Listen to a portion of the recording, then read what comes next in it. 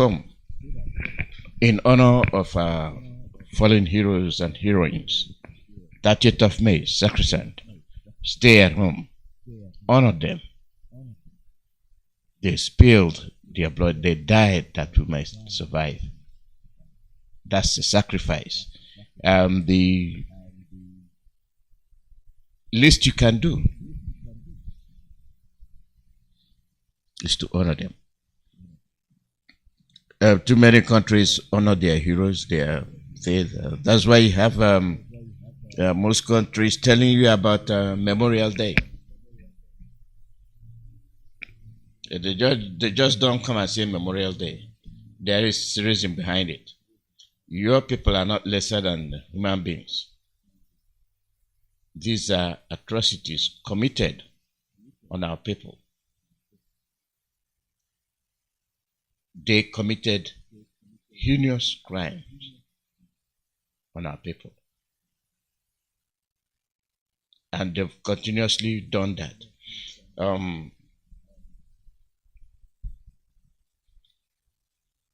I appeal to our people. It is just relating, connecting, being part of, belonging. Honestly, some of us do things with good intention, but the outcome doesn't present it that way. So that is why most of the time it is good to do things according to the structure put in place.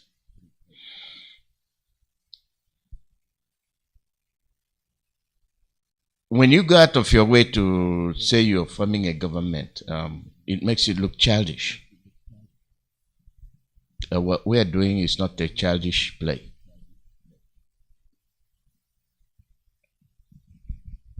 And when you do things that are out of place, the world look at it.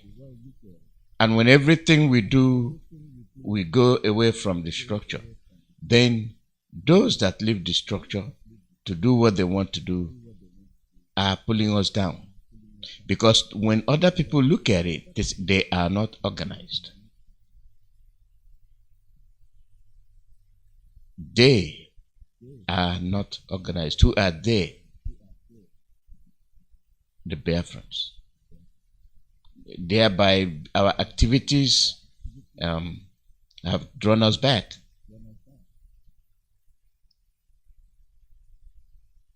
Igwe is a question of speaking with one voice and acting in unison. And when you see the force coming, you see the multitude. Yes, these people mean business. And what are the implications? Now people will be willing to have associate with you. Yeah, we know the people we can talk to. We know the people we can see. Yeah, they are around. You see that hall, that's where they fill up every such and such a prescribed time. At that prescribed time, go there, you see them there. That's how you get in touch with people. But when you go, you make something very tiny. One person shows up, two people show up, and nobody will show up 1 week, 2 weeks, 3 weeks. Who are they? Where are they? How can I get in touch with them? Lack of organization. When you fail to do what every other person is doing, you think you can do it better. Then it becomes a lone ranger. We're supposed to be behind our leader. We are supposed to carry out his instructions. Then what are people doing? You have people out of sentiment.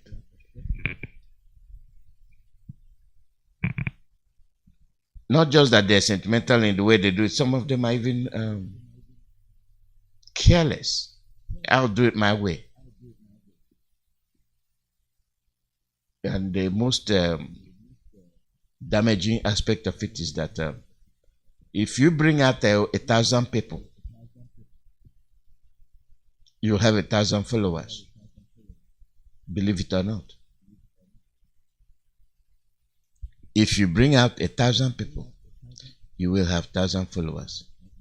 If you bring out 500,000 people, you have 500,000 followers. This is how you erode. This is how you destabilize the structure.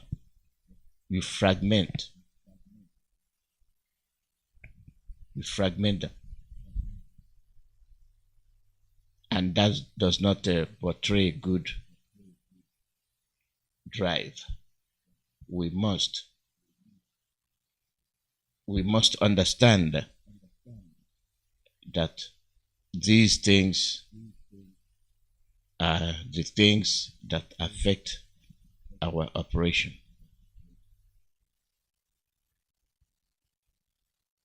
You cannot be a lone ranger.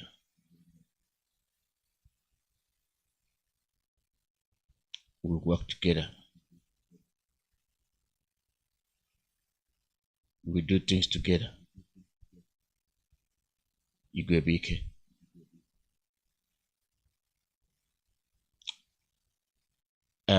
Sometimes I tell you about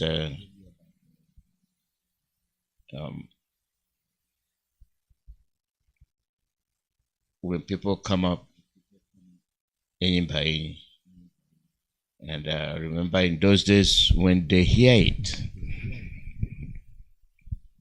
they get angry. When the Rangers play,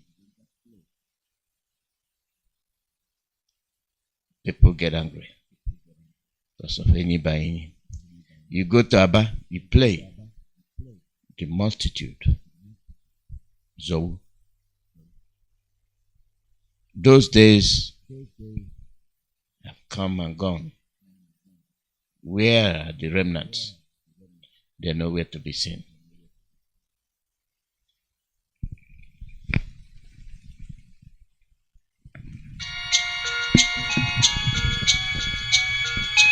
Biafra is all he asks for. Every night and day he's shouting and pointing to one direction. But his own people are blind and saying it's causing division. Tell me why someone who sacrificed his life for you and I. Tell me why out of sight has become out of our mind. He's asking for nothing that cares about not for his people emancipation. But there is a breaking news to those who never knew. Permit me to give you a clue in the morning sunrise. Concert bell. Biafrans and lovers of freedom around the world. There will be an all-stars concert tour of Biafra artists coming up soon in Tokyo, Japan. This concert is aimed at spreading the gospel of Biafra to every nooks and crannies of the earth. We are bringing the gospel to the streets of Asia, and Tokyo, Japan will be its starting point. We are using this opportunity to appeal to Umuchineke around the world to lend our music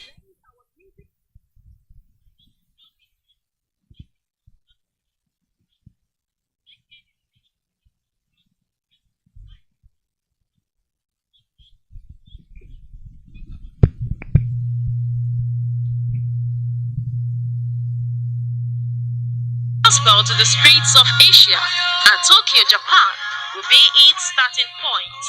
We are using this opportunity to appeal to Umuchineke around the world to lend our music stars a financial helping hands to make this concert tour realizable. To make any donation, please contact Veteran Ike Peter on +1845 344 7984 or +1929 4069 953. You can also contact Mazi Okechukwu Foreign on +39 35 11 37 44 78 or +48 57 93 32 439.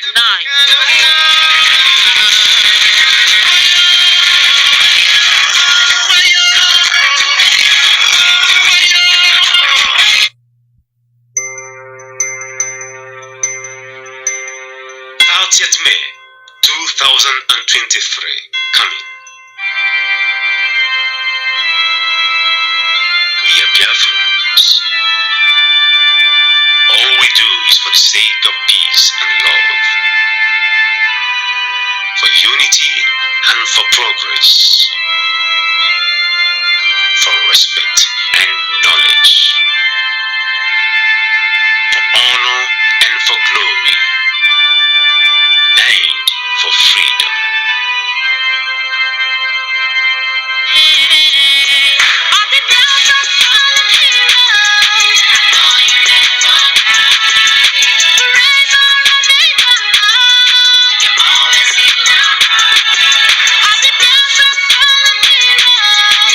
Biafran Heroes and Heroines Remembrance Day coming on the 30th of May 2023. We must understand that the sacrifices of our gallant men and women for the sake of Biafra's total freedom is an eternal one, and our respect and honor to them must also remain eternal. And so, a total lockdown, sit at home in Biafra land and in Nigeria on this day will take place by all Biafrans, freedom fighters, lovers of peace, truth and freedom. The world must always be made to remember them through our respect. We, the indigenous people of Biafra, IPOB worldwide, remember our fallen heroes from 1904 to the present. We remember the victims of Asaba Massacre, Aba Massacre, Emene, Ibocha, Obibo, Onisha, Oro, Mpo Massacre, etc. We remember our gallant men and women of ESN who have paid the ultimate price for our freedom. We remember the victims of Fulani herdsmen and of the Nigerian state-sponsored terror. We remember the victims of the Atlantic and Sahara Desert slave trade. We remember those that died in slave chains on the high sea and in the deserts. We remember those that choose death rather than be the possession and slaves to another human being, the likes of the heroes of the Igbo landing. We remember those who suffered and died under the brutality and inhuman treatment of the slave owners. We remember all victims of wickedness against Biafrans by the enemies of Biafra. As we remembered in the years gone by and have been remembering, we shall remember again with greater love and respect to our heroes. This is all we owe them. Please be part of this coming Biafra Heroes and Heroines Remembrance Day as a Biafran, friend of Biafra, or as a lover of freedom and truth. Coming on the 30th of May 2023, spearheaded by the IPOB movement under the Commander Supreme Leadership of Mazi Nnamdi Kanu. This announcement is coming to you from the IPOB All State Media Desk under the leadership of Mazi Nnamdi Kanu. Be blessed.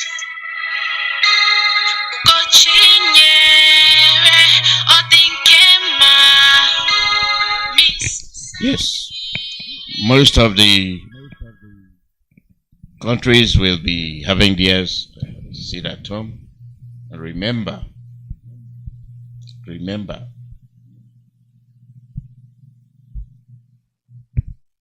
they are different times.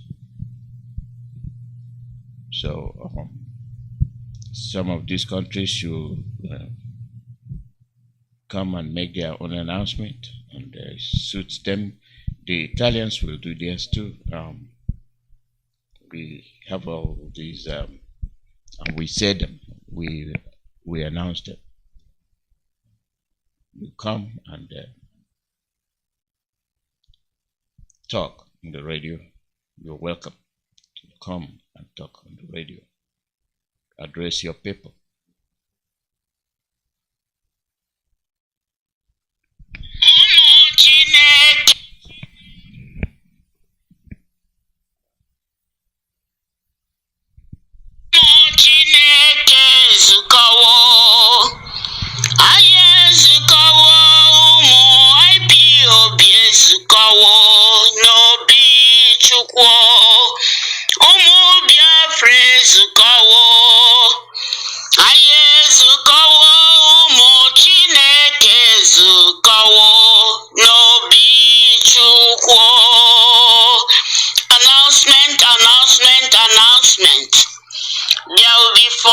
today's reading and praying with Psalms, chapters 1 to 150, from Saturday 20th of May to Wednesday 28th of June 2023 for IPOB and Biafrans worldwide. Fasting is optional. The Psalms are rearranged, taking into consideration those chapters with long and short verses. For instance, in the one Saturday 20 of May 2023, it has chapters 50 and 51 containing 61 verses, with theme taken from Psalm 51 verses 1 and 7. The details of day-to-day schedule for the 40 days will be found on all IPOB pages on social media. Chukwu Okike Abiama pụrụ ime ihe niile is faithful, and he will give us victory soonest. Ise, from Directorate of States of IPOB. Shalom, Ụmụ Chineke.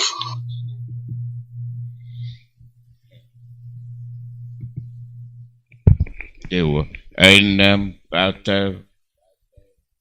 7 minutes or less, the media team will be here, and you join their program.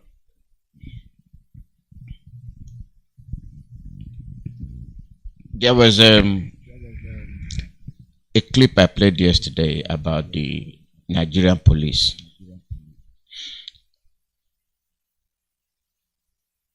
I want us to look into it today. It is the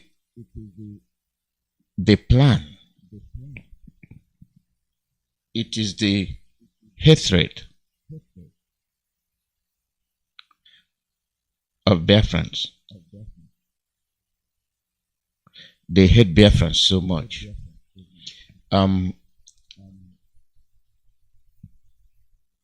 You cannot look for evidence when you're looking at it. We looked at what they said and then made a press statement. But our people should understand that this has been the way they operate. These are the behaviors when they put it out. Our own people buy it. When they put out these lies, our people succumb.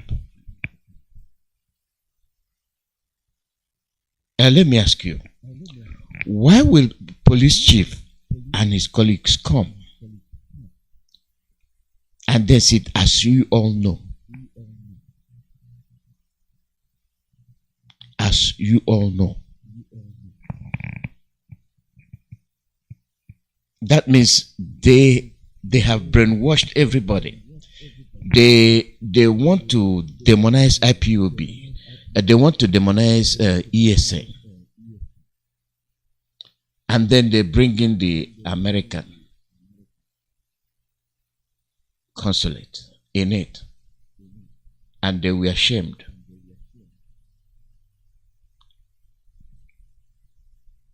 It is the action they took. That action they took is to come to the media to accuse IPOB and ESN. These are the kind of things they do. And you start denying who you are. They have been killing people. The Fulanis have been slaughtering people left and right. Go to Middle Belt, they have been killing people. They are so swift, they cannot arrest the Fulanis. They have the gallant Air Force, Navy, and name it all, the Joint Task Force. that are unable to fish out the Fulanis. But they will sit down and make a hasty conference to tell the world, do you see what we have been telling you? IPOB and ESN. Where is the evidence? Non-existent. Who are the victims? Unknown. They themselves know who the victims are.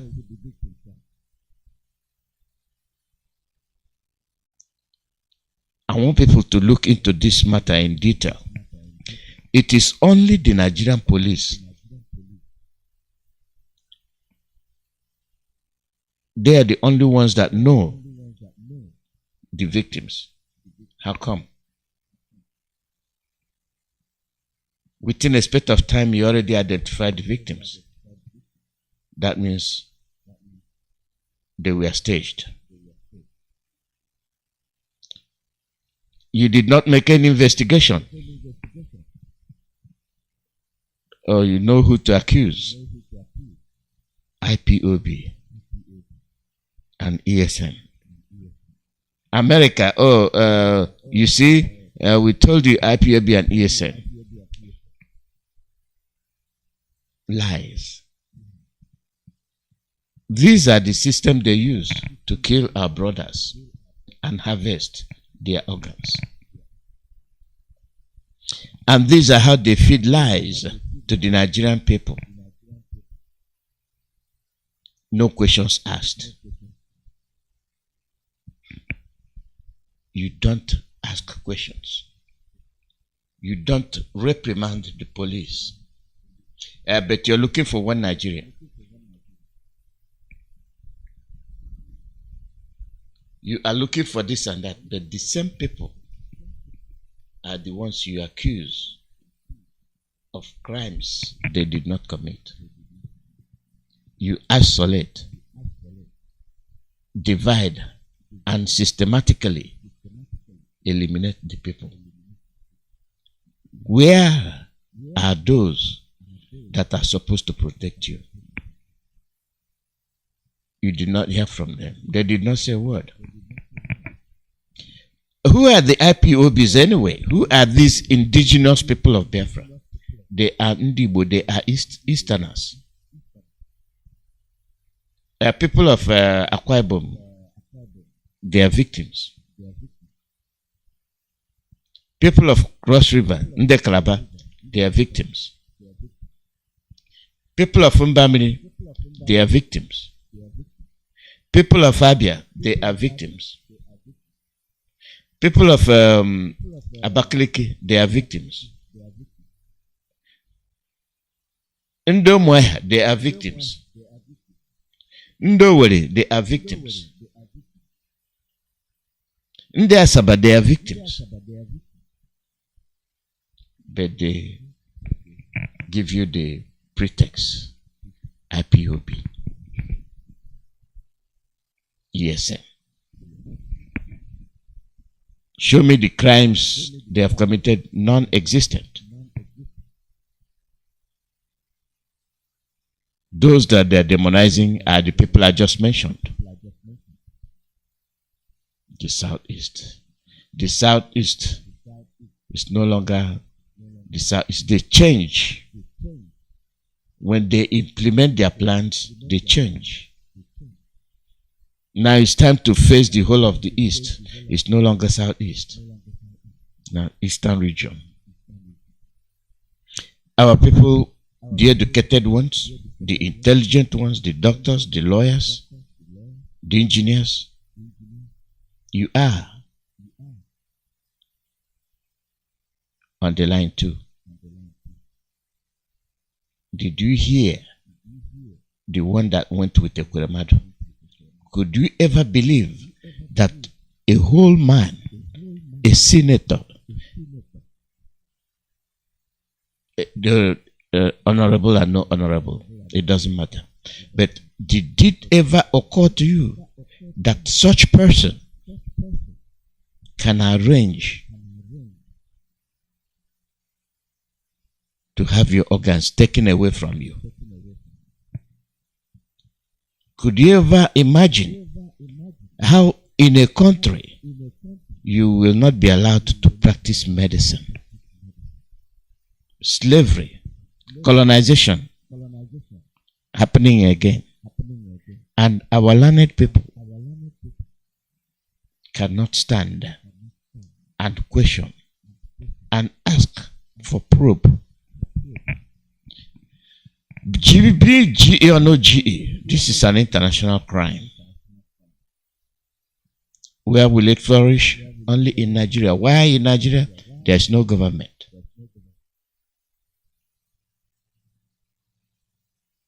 There is no government in place to protect the people. From the Royal Niger Company, you are now GE and all whatnot with Bill Gates. All of them buying you like they are buying stock in the market. You are walking around.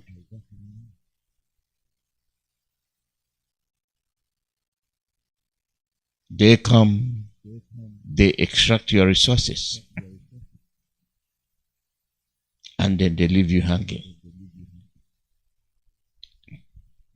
Most of the things I played yesterday overshadowed this topic, so I brought it back out. I know you'll not be opportune to call in, but tomorrow you'll be welcome.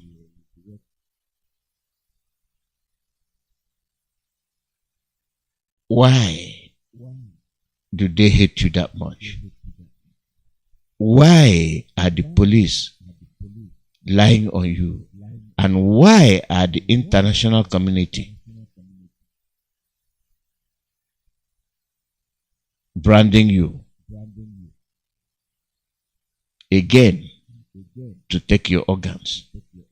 A living person, your organ becomes a commodity. Then you are not a human being. You are no longer meant to survive. You are no longer meant to be. Systematically, they want an organ. They will invite you to the hospital and take it. You have been stripped of your humanity.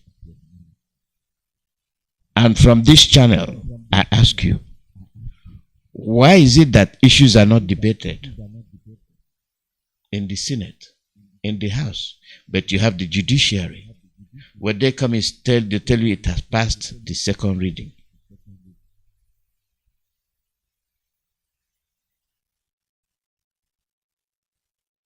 That's terrible. That's terrible. Ndimo, the press, they're here, so let's join them.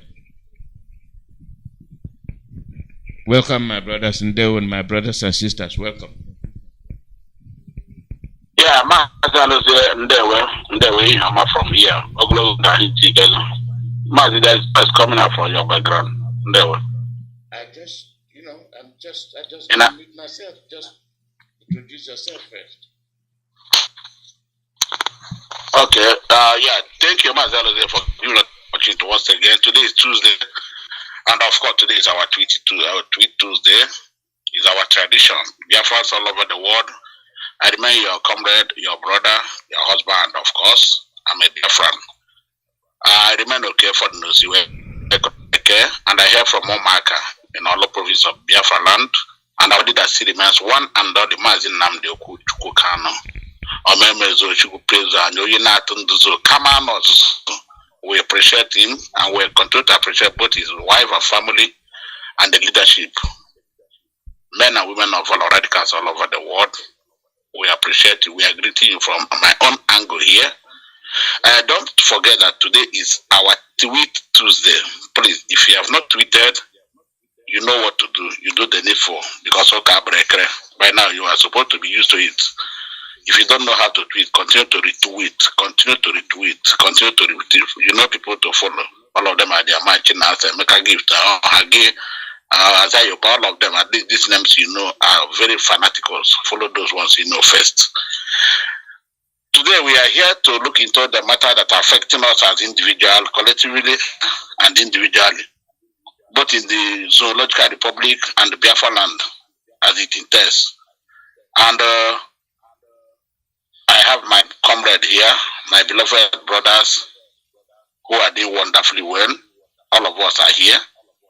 We have Mazi, Prince, Darlington, as is the hot television, Dikanaya. And we have here Fearless Evangelist, Marabuchuku. And we have Elochuku Ahagim here. And our beloved brother who just joined us today, Mazi Anyi King, is equally here. And Mbamba himself, George Money Page. All of us are here today. We are going to look into the matters. We have about 4 topics to trace. And by grace of Kabiama, we'll do our best today again, as usual. And number 1 topic we are going to teach today is Mazi Nnamdi's Carlos freedom and the need for Biafran to keep campaigning. Very, very important. I repeat, Mazi Nnamdi Carlos freedom and the need for Biafran to keep campaigning. Number 2 topic we are going to treat is the attack on foreign convoy and the shameful blackmail of Ipob by Nigerian government. And number 4 is another important topic here. We are going to campaign seriously about the police activities, Nigerian forces in Biafra land, because they are disturbing our people. There are a lot of checkpoints in Biafra land, no good road, kidnapping, they are involved in everything. Kidnapping our people, disappearing them, together with our Biafran politicians. This is what is ongoing in Biafra land. And finally, 30th May, Heroes and Heroes Day. We are preparing, and the jingles are on. And we will equally encourage the Biafrans all over the world. Donate massively, collectively, and individually to Biafran tour taking place in Japan. The jingle is there, and the contact numbers are there. If you call, we will forward you the account where you do the needful. Is we, those people are Biafra hardcores, propagating the gospel. So let us give them that. Let us sponsor them. They are our own. You can pick somebody. You can come as a group and make it free will donation though. It's not Levio, free will. You can come as a Zoom, you can come as a tech. You say, oh, Mazi, okay, I care Peter. We willingly wish to help. Free will. Now let us move. As in the hot television, please come up with number 1 topic. Let's flow immediately. We don't have time. Today we are going to give chance. Mazi Nnamdi Carlos freedom and the need for Biafran to keep campaigning. The floor is yours. I'm on mute. Thank you. Good morning, good afternoon, good evening, fellow Biafrans, wonderful people. Lovers of freedom, wherever you are watching or listening to us, it is live on Radio Biafra. Radio Biafra is a citadel of knowledge where the people of Biafra gathered to talk about our freedom and the freedom of that of our children and our children's children to come. And this morning, this afternoon, if you are listening to us, I want you to know that Chukwu Kabiama is already presiding over this movement. And on our today's program, he is already taking preeminence of every of our activities going on today. My name is Mazi. I am a Biafran, and I am here to serve the indigenous people of Biafra under the command of Mazi Nnamdi Kanu, under the leadership of DOS in the absence of Mazi Nnamdi Kanu, led by Mazi Chikedozium. Radio Biafra is our only megaphone where we speak the truth to the world. I want to thank each and every one of you that are watching, that are listening, especially our anchor and our host, Mazi, Alozie, and Mazi Okeroloeke. May Chukwu Kabiama bless each and every one of you for the wonderful job you are doing. Today we are still talking about Mazi Nnamdi Kanu freedom, and so many people are asking questions. You people keep talking. We need action. And my question to people who are saying whether we keep talking about Mazi Nnamdi Kanu freedom, that they need action, is how many action have they carried out in their respective villages where Fulani herdsmen are rampaging, where kidnappers are taking place? They cannot do anything. It is only indigenous people of Biafra, Ipob, that are doing great job to make sure that Mazi Nnamdi Kanu is freed. We are speaking to the mankind, we are speaking to humanity, we are speaking to the world, that they may know that Mazi Nnamdi Kanu freedom is very, very, very, very, very important. And we, the indigenous people of Biafra that are championing this movement, we are not backing down until our leader is freed and our nation restored. Mazi Nnamdi Kanu freedom is very, very paramount. It is pivotal. As we are campaigning for his release, we want the world to know that this man have committed no crime. We want to remind, we will keep reminding the international communities that Mazi Nnamdi Kanu committed no crime known to man. And the court of competent jurisdiction have declared him a free man. And since then, this same man is still in the hand of the enemy. Because they are trying to suppress him, they are trying to pull him down, they are trying to force him to agree on the issues that is not homogeneous to us. Yes. The things they are bringing to him on the table is not what we want. It's not, it doesn't contact us, it doesn't concern us, it has nothing to do with us. The only last language, the last lap of the language Mazi Nnamdi Kanu is standing upon, which is still making them to keep him in the dungeon, in the gulag of the DSS, is because he said it is only Biafra restoration. And he is not asking for Biafra restoration with guns and bullets, killing anybody or fighting anybody. He wants referendum to be conducted in Biafra land. And by extension, when you talk about Biafra land, you are talking about Enugu, Anambra, Imo, Abia, Ebonyi. You are talking about Cross River, Akwa Ibom. You are talking about Bayelsa. You are talking about you are talking about Delta. You are talking about Kogi State. You are talking about part of Edo State. You are talking about Benue State. All these are the states that are made up of our great nation, Biafra, we are fighting for. And Mazi Nnamdi Kanu say he's not going to leave each of these, and each of any landmarks in these places I made mention to the enemy. If Mazi Nnamdi Kanu wanted 5 states, by now we will have Biafra. But that is not the kind of Biafra we are fighting for. We are fighting for a Biafra that is going to take everybody that is of Biafra along. And that is why we are telling the world to remember that this man that is being held under the gulag of the enemies. I call them the enemies because that is who they are to us. People who have killed over 5.2 million of indigenous people that have committed no crime. This is the leader of this movement, the great people of Biafra. And his crime is just that he's asking for the freedom of our people. But go to the Charter of United Nations, it's written there that Mazi Nnamdi Kanu has every right to ask for his freedom and of that of his people. And because of this, the campaign for Mazi Nnamdi Kanu freedom will continue to gather momentum. We will never give up on the free Mazi Nnamdi Kanu, because the courts of the land have already said this man is free. You should free him. This man have committed no crime. There is no evidence, be it spiritually evidence, be it physical evidence, be it psychological evidence, whatsoever that is going to nail this man, as court have found him not guilty. Why are they still holding this man? Biafrans, we keep asking for them to let this man go, because this man have committed no crime known to God, known to man. On this note, I want the whole world to know, as they are listening to our voice on this platform, on this citadel of knowledge, the only radio station on this planet Earth where truth is spoken is Radio Biafra. No other radio on Earth. If you listen to the radio stations of the zoo, you will see them lying and lying and lying and lying. Only on this radio station is where you come, you will hear these truths undiluted. And that truth is the key.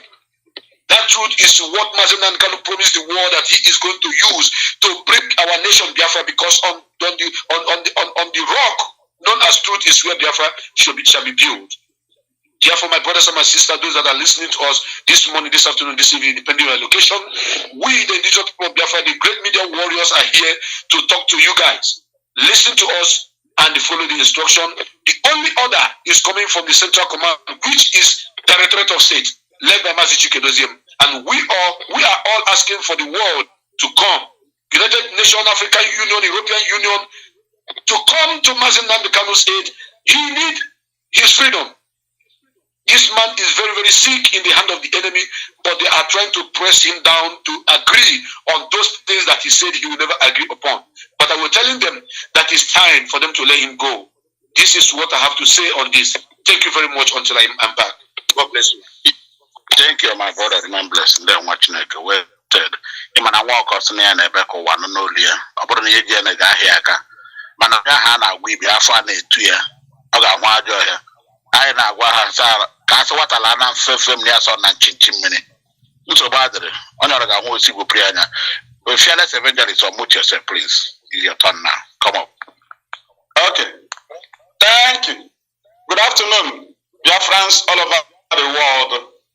I am fearless Ipob evangelist Mazi Madabchimwachuku. I am from Ndiabo. Ndiabo is in Anenri. Anenri is the local government in Ojeba province, Biafra land. I am a homeland broadcaster here in Biafra land, Adamabama. Now, on the topic of free Nnamdi Kanu, that one is certain, but why we are bringing this thing is to make sure that the world is aware of Ipob activities, that we are still on what we agreed on the way we want to get Biafra, which is self-determination. We have never involved in any armed struggle. That is why we are approaching court. We cannot be holding gun and will be going to court. We are trying to prove it to the world. Terrorists do not have lawyers. We do not run away from the court. It is Nigeria that is running. But when they kidnapped Nnamdi Kanu earlier, they said he would defend himself in court. But Johnson is aware that the impostor told him that Nnamdi Kanu defend himself in court. Court have the final say. And court have given the verdict. Not even one. In this very kidnapping of Nnamdi Kanu, we secure many court victories in Nigeria. The allegation that Nnamdi Kanu jumped bail have been trashed down or trashed out in Umuahia High Court, State High Court, 19th of January 2022. Umuahia verdict. The ruling said that Nnamdi Kanu escaped military assassination attempt. That is, the judge said, with the evidences here in the court presented by Nnamdi Kanu, that it is that they knew that Nnamdi Kanu did not jump bail, but he escaped military assassination attempt. Which military? Nigerian military. Now the judge wrote that. Brutal. Yes. Brutal. Yes, and Atahiru was the GOC 2 Division Enugu then, General Officer Commander. So we move Atahiru Jiga and that Atahiru somebody. What is his name? We move. So now Nnamdi Kanu defeated them. They said the court said that they should apologize to Nnamdi Kanu. At least 3 front newspaper or 3 newspaper pages, paper pages or what. Then they refused. Then they were also asked to go and meet with Nnamdi Kanu. That is negotiation. They were also asked to pay him compensation. None who had been obeyed. None. Nigeria does not obey court order. That's why we approach their court. Because we know that is where we destroy them. But there is a special matter there is something I want to bring in this matter, which Yoruba people should be careful. They should be careful because this case have ended.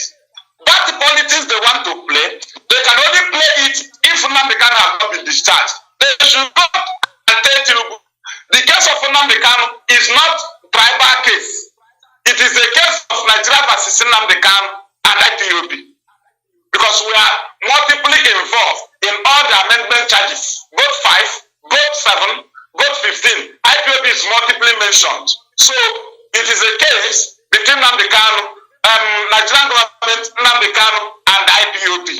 We are matching them. Now, if Nigerian government under the government of Buhari, because Buhari is late, if Buhari is alive, Nigerian lawyers should rise up and challenge Nnamdi Kanu in court. Nigeria should go and protest before Malami and ask him, why did you not add the charges against Nnamdi Kanu that he said that the president died? Why didn't, have you seen a Nigerian professor against your president. Now the president wants to leave office with the image that your president is dead. And you want to enjoy it. That impostor have ruled you, Nigerians. Impostor have ruled you, and you are after handover. So you cannot mark Nigeria. I have campaigned for this before. I don't know why I go here, but let me hit it. I have campaigned for this before, severally, that Nigerians have a very good point to chase away anybody they don't like. They say they are going to court.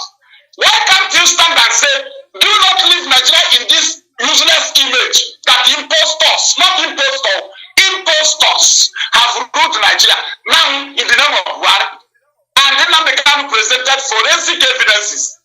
Why is it that Nigeria government, Malami, did not add it in the charges, though it has been trashed out, all the charges? But we ask him, how do you prefer a non-government issue, prefer NSAS protest that was conducted by Nigerian youth, started in Uganda, ended up in Lagos?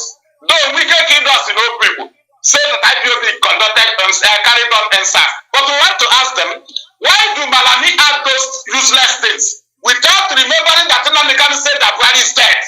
This should be the case. They didn't look into it. Now Nnamdi has defeated them. Now we are moving. Nnamdi have been discharged also by UN.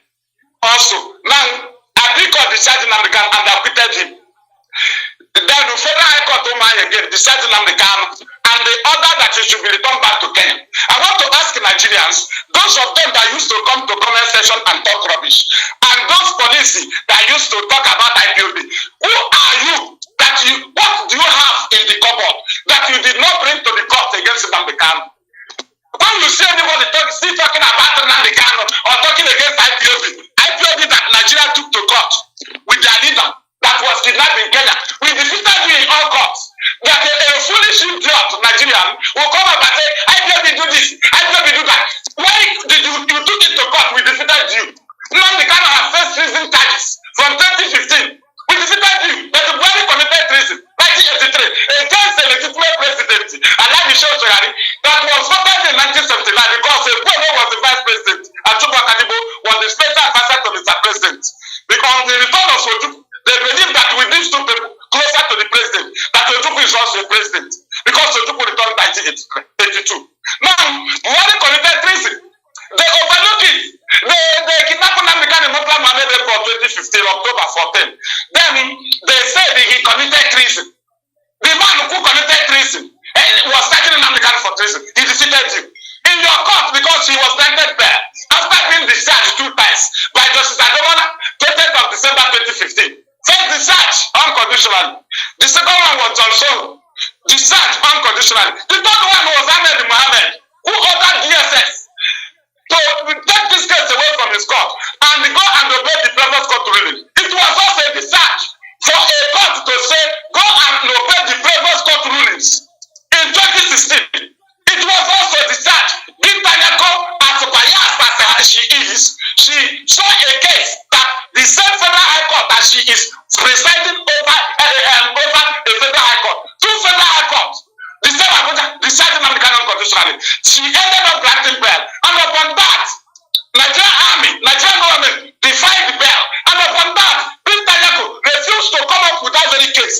She refused to accept the case in the court to ask Nigeria Army what happened. And on that very point, Nigeria, after kidnapping Nnamdi in 2021, where is that warrant? Where is that warrant? Nnamdi was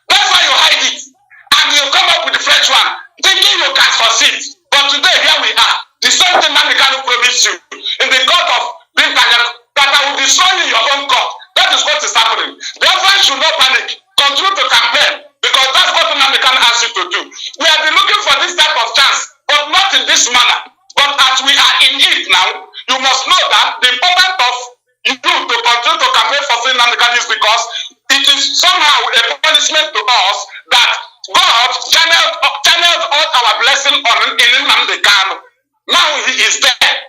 In a simple school, in a simple Hishike, and everybody, okay, you are in foreign prison. Everything within Nnamdi Kanu, the solution is within there. The solution is within Nnamdi Kanu. Whether you believe in Biafra or not, the solution to your problem is within Nnamdi Kanu, and it is there. So you need to fight on. It is not only 5UB. Not only that you are from the Eastern region, whether you are South, it is very important. Every other person you can hear their voice must have anything to do with politics. Only Ipob is exceptional. Only Nnamdi Kanu is exceptional. Nothing to do with politics. Every other voice you can hear from any other part of Eastern region, go and tell me if that person has no contact with politics. Then you can listen to that person. And that is where I'll be ending up with this very topic. Nnamdi Kanu must be free. Do not panic. Nnamdi Kanu is not facing this. The Yoruba people should take Tinubu that handing this case over to him is not important because Nnamdi Kanu has defeated the government that kidnapped him. So nobody should say we are handing it over to this. We are not going to beg anybody because Nnamdi Kanu is not facing charges. He's not. He challenged his continuous legal detention in Supreme Court and Nigeria run away. The case of Nnamdi Kanu should be handled every week, as important as it is. And the freedom of Nnamdi Kanu is very important than swearing in. But Nigeria is ignorance, knowing that they are all, it's either your monkey or baboon. Because you cannot disobey court order, and you want to hand over with the same constitution that disobey court order. Then are you handing over with a new constitution that does not guarantee or that does not establish appeal court? Are you handing over, are you swearing in a new government with the same constitution that instituted federal high court, instituted state high court, instituted appeal court, which the Nigerian government disobeyed the orders of this court? So the same constitution that they established it is this constitution you want to.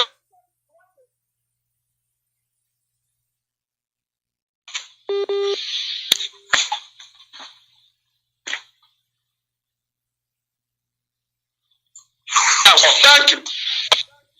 Thank you, my brother. Thank you. Mazi, we know we are. I will be my question. We'll be hitting this topic even at the top of our voice, even if every day. I thank our media, all of you, they wonderfully well in different platform. You are doing wonderfully well. Continue to hit it. Mazi the king. If you can hear us, if your network can allow you from where you are, mute yourself and come up now. There we are. King. I greet everyone, everybody, depending on your time zone. My name is Anyikins, and I'm calling from my region. I'm from Nsukka, Nuwezikido, precise, in Nsukka province, Biafra land. Once again, I want to say good morning, good afternoon, and good evening to all Biafrans. I want to also a special greeting to Mazi Alozie, the anchor of this program, and Mazi, you have been wonderful in this behind the scene. Your work is very, very manifest. And my fellow comrades here, I also greet all of you. All of you are wonderful. And I also commend you people. Thank you for being the voice. Yeah, not without wasting our much time, as all protocols have been observed. Let me go directly to the topic on board, which is the release of Mazi Nnamdi Kanu. Some people will be asking, why are we release Mazi Nnamdi Kanu? Is it Mazi Nnamdi Kanu the only person that is in the detention for Biafra? No, he's not the only person. Mazi Nnamdi Kanu is the leader of Ipob. So the more we are campaigning for the release of Mazi Nnamdi Kanu, we are campaigning for the release of all Biafrans. There are thousands of Biafrans that are languishing in secret cells. And the fact remains that since the inception of IPOB 2012 and since 2015 that they have started killing us, started arresting us and abducting us, forceful disappearance, IPOB have been suffered forceful disappearance, abduction, extrajudicial killing. The fact remains that IPOB always go to courts, to their own courts. And we always ask, what is our offense? At the end of the day, there is no offense. Because what IPOB is demanding is a very legitimate something that is universally recognized. It is we are demanding for self-determination. And this brings us to understand how what make zoo unworkable. It also gives us the international community to understand why we insist that this self-determination, we must get it. Because Nigeria has proven beyond every reasonable doubt that is not a country. It was a country that is as lawless as Nigeria. Human beings like Biafrans are not supposed to cohabit with them.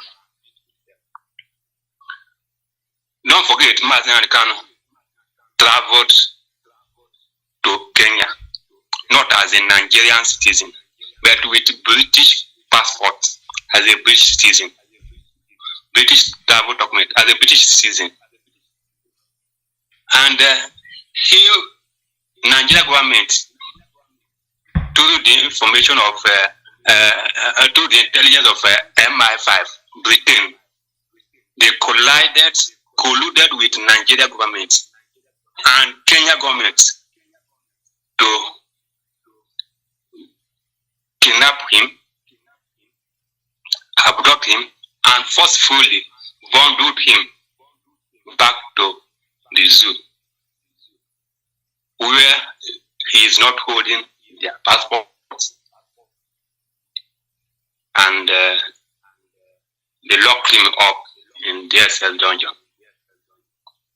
Up till now, the Biafra have been asking, what did our leader do? They said because he formed IPOB and he formed ESN. That's the offense of our leader. IPOB is an indigenous people of Biafra.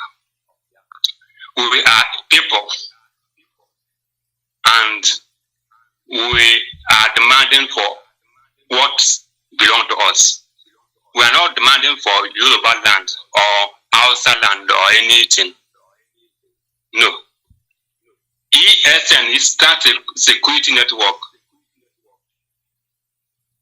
Universally, there is natural law which is self-determination and self-defense.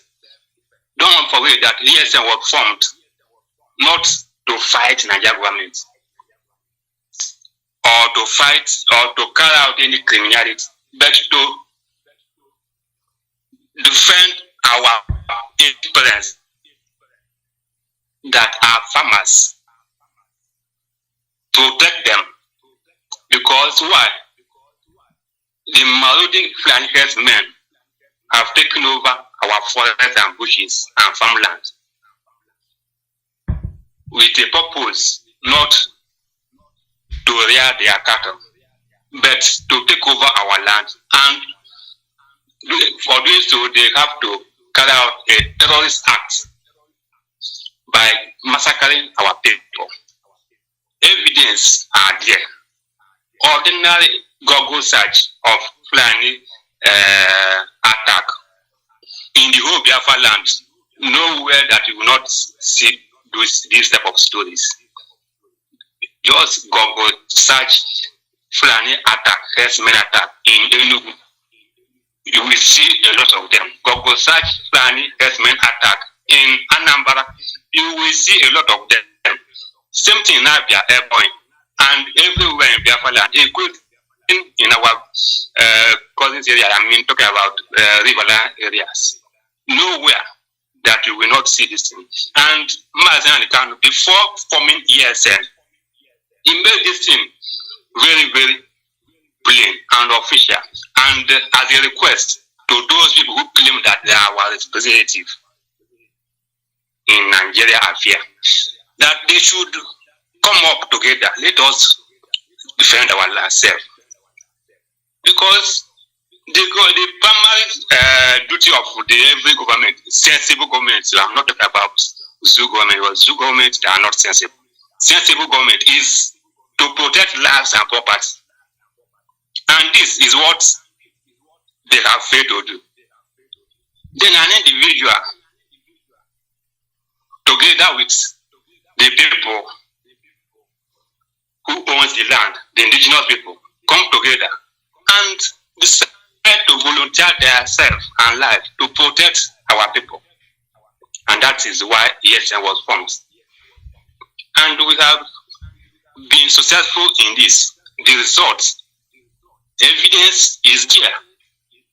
And this is what Nigerian government don't like. They don't like because we are asking for our freedom. Because our land are being occupied.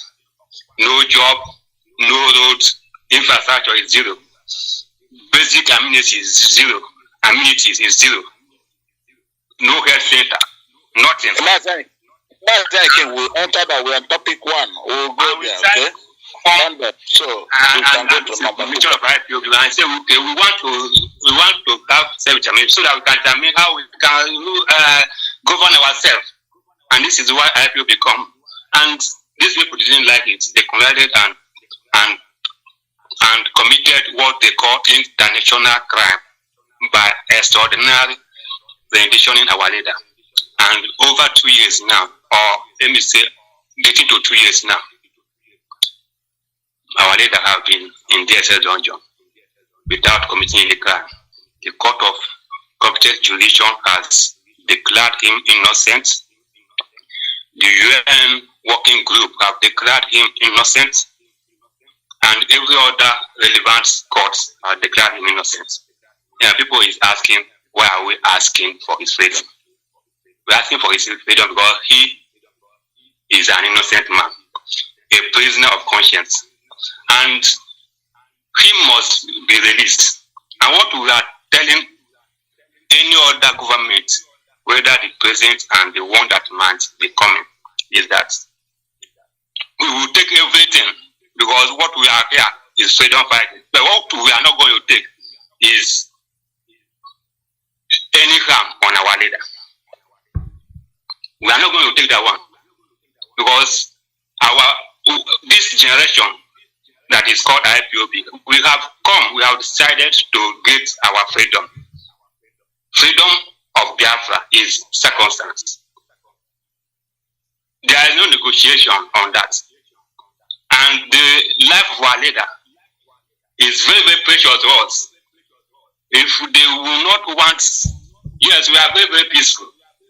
But what we are not going to take is anything up to happen to our leader. But that will cause a generational war that will be without end. They should know this and know peace. The earlier, the better. The earlier they release him, the better for them. Because if we don't release him, we will also have more leverage to showcase to the world that yes, this zoo is a really zoo. You understand? And that is what we are doing. And that's what we are doing. And we continue to do that. All the Biafra. Biafra will hear you. Biafra will hear you, brother. Well spoken. Thank you. Yeah, Mazi, the money. Come and hit it up. That money, page. Yes. Mazi King, please mute your phone, please. Mazi King, mute your phone, please. That money, there. Great Biafrans, greetings to you, wonderful people of Biafra. Of course, we are back again this week. Continue the gospel for emancipation. Kanu because the freedom of Mazi Nnamdi Kanu is part of freedom of Biafra. And we will continue relentlessly to campaign and to actually align, with the people that are going to actually, hear our cry.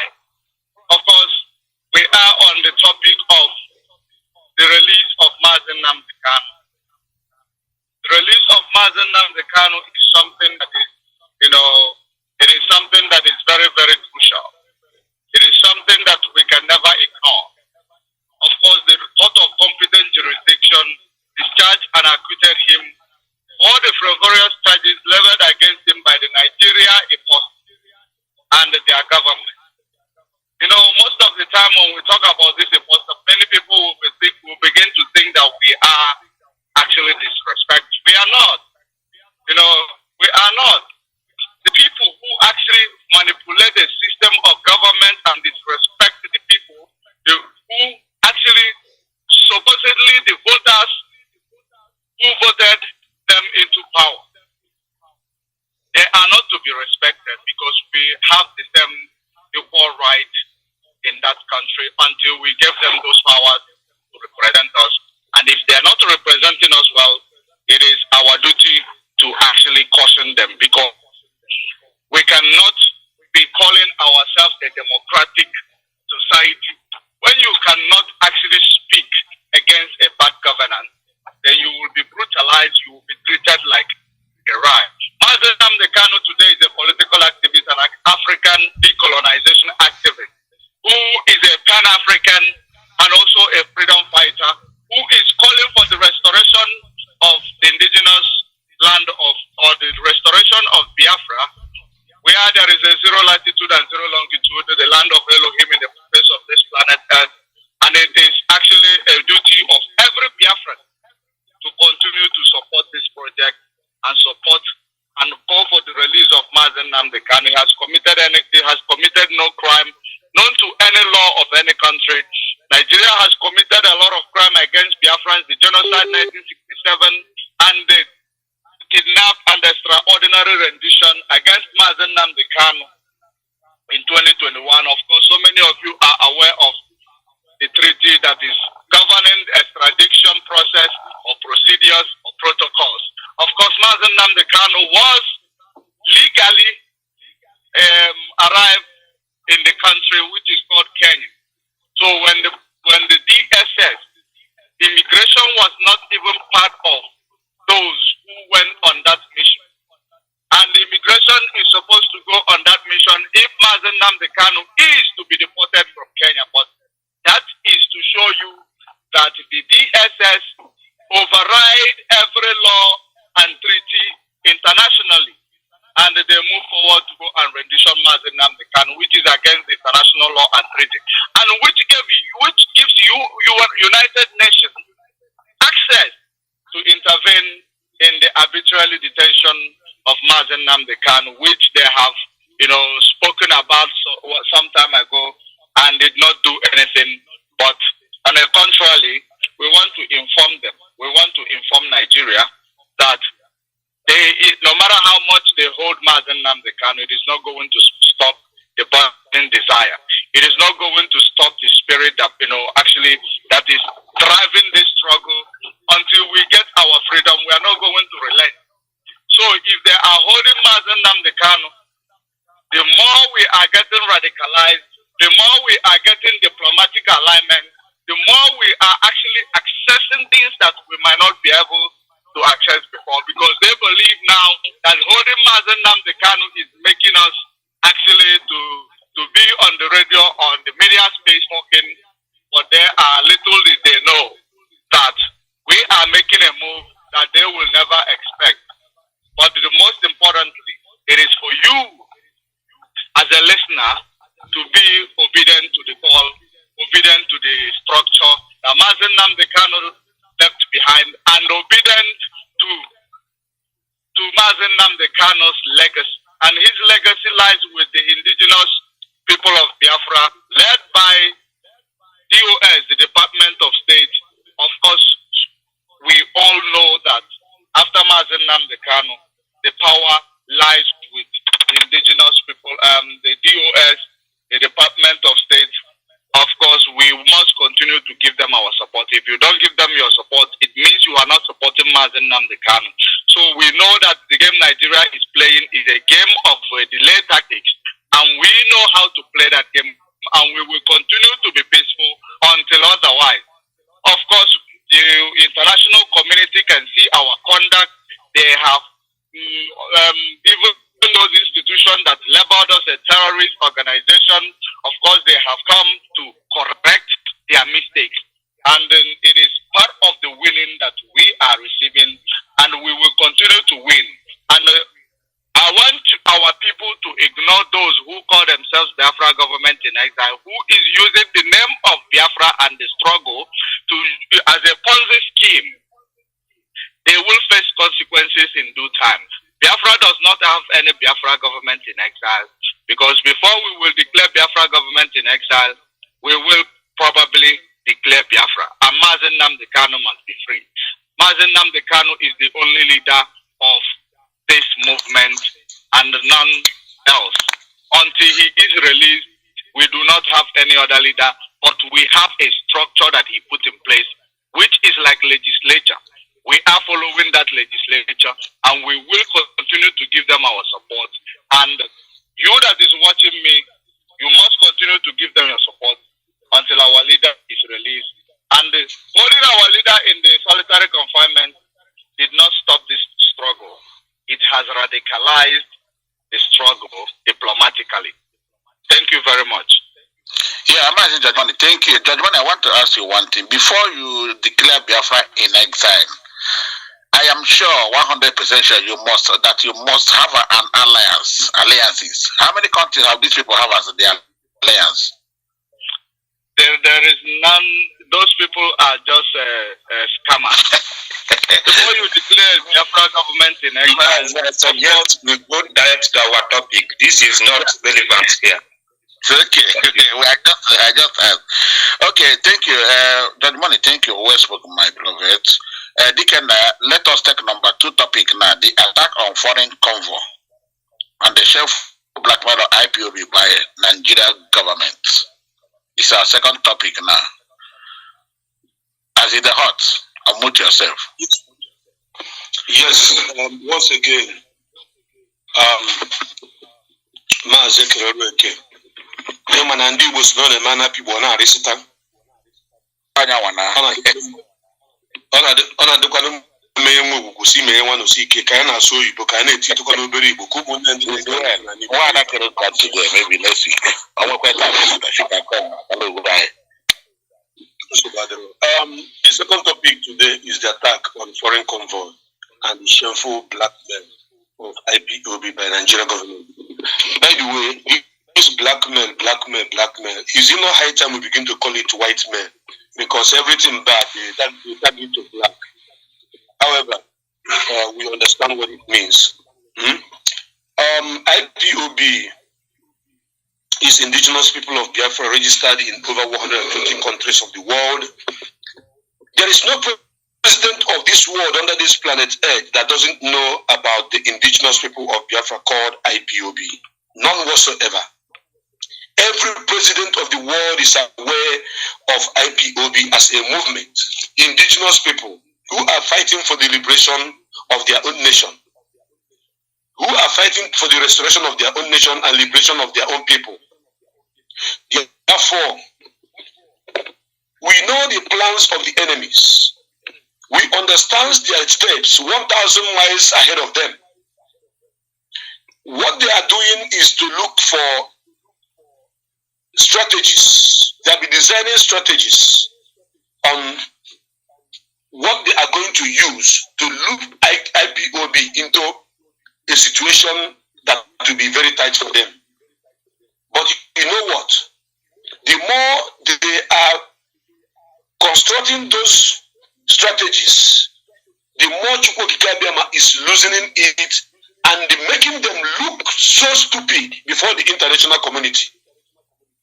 We know how many times they have tried to do something, even paying the enemies among us, the enemies of Biafra that are of Biafra extraction to cause problem so that they can tag it to IPOB.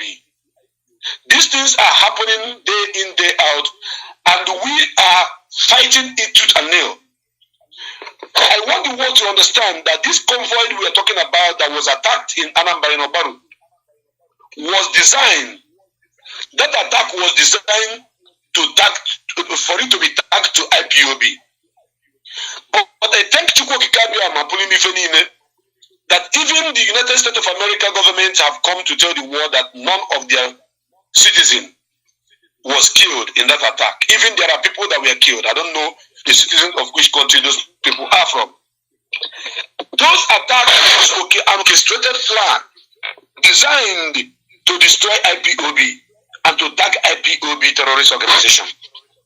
But it's not working.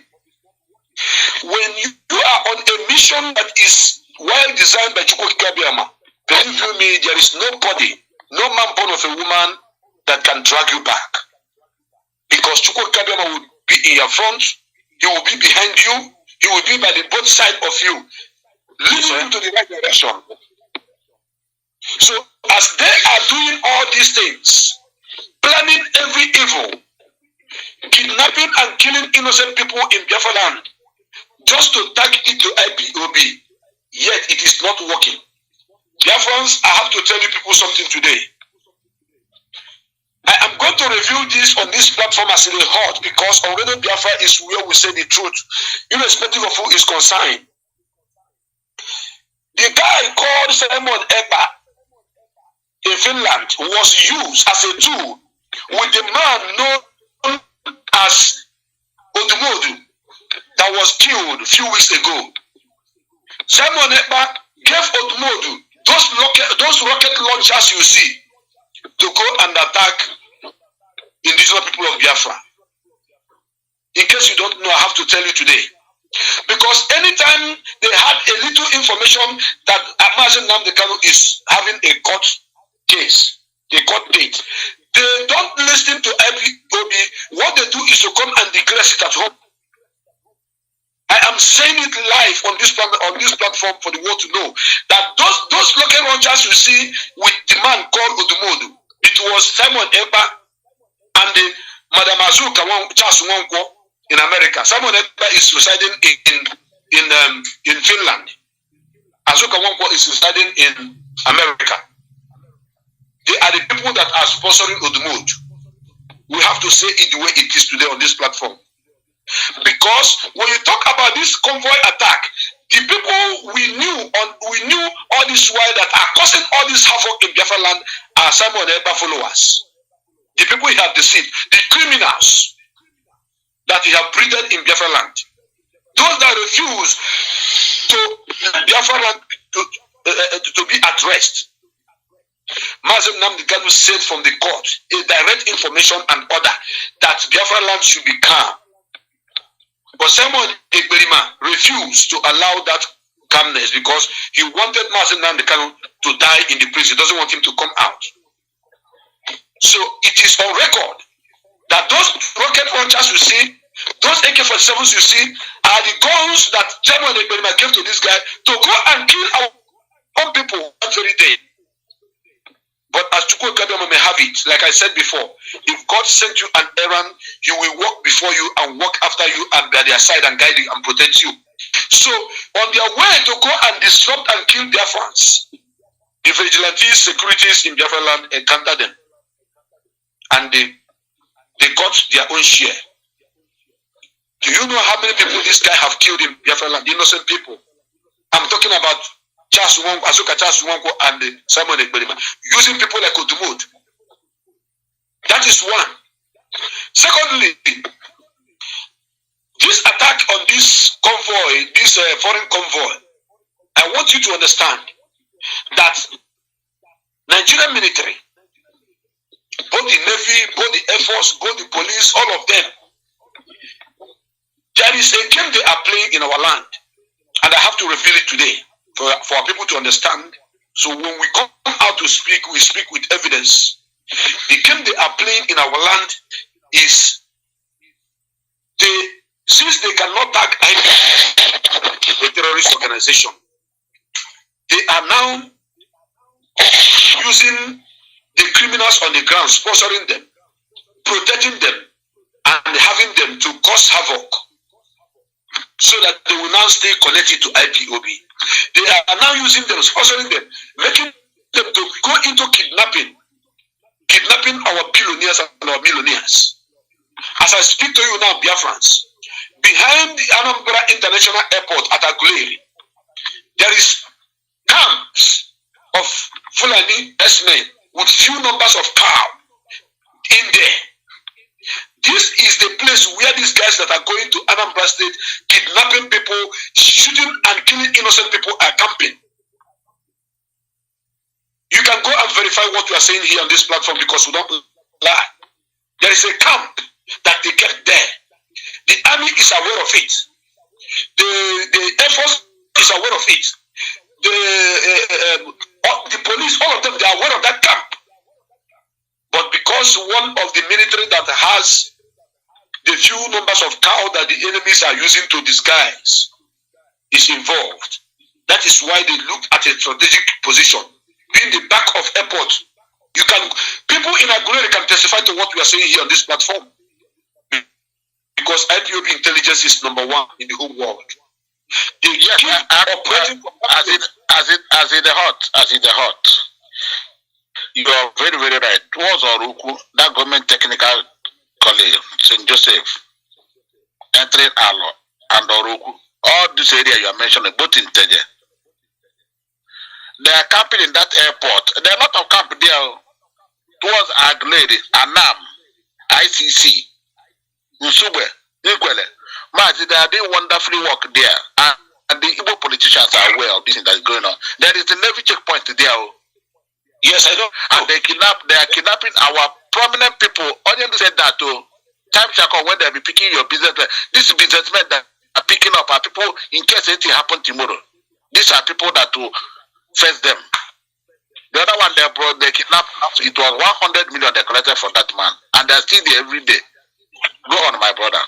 All this area we are mentioning should be very, very careful about it. There we go on. Thank you. I want the people of Anambra State to ask their executive governor, Professor Charles Soludo, what is he doing watching the kidnappers camping behind the international airport, camping behind an international airport, and from there operating to Orugu, to all these places that our brother mentioned, Guleri, Umuleri. Now, we all know that we are calling for our brothers, our billionaires and millionaires to return to Biafra land and invest. Their plan right now, the plans of the enemy right now is to begin to pick them so that they will scare them away from Biafra land. So many of our guys are coming back home now, buying properties. You know that you have been rejected in Abuja. You have been rejected in Lagos. They don't want you in Lagos. They don't want you in Abuja again. They say go back to your east and build their own. And now they are using their Boko Haram in uniform, the police and the army, the navy. You know, protecting those who are kidnapping and asking for a ransom of 100 million and above. Now, those of our brothers who may likely want to go back home to invest in Anambra State, in Enugu State, in Imo State, what they want to do now is to put fear into them, to make them to be scared, so that they will not come back home. So this issue of attack on this foreign convoy have exposed all. While IPOB intelligence are still at work, we are finding out all the places they are camping. In Anambra State alone, is more than 20-something. In Anambra State alone. Therefore, Charles Soludo, who is the governor of Anambra State, with the people he called his security men and what have you, should go into action. Because they will come with few numbers of cows, like 20 or 40 or 50 cows, then they will camp somewhere as if they are Fulani herdsmen. In the night, they begin to move to pick our people and kidnap them, begin to ask for ransom. Biafra should be aware of this. That is why Radio Biafra is the only radio station on this planet Earth. I repeat, where you come and you listen to the truth undiluted.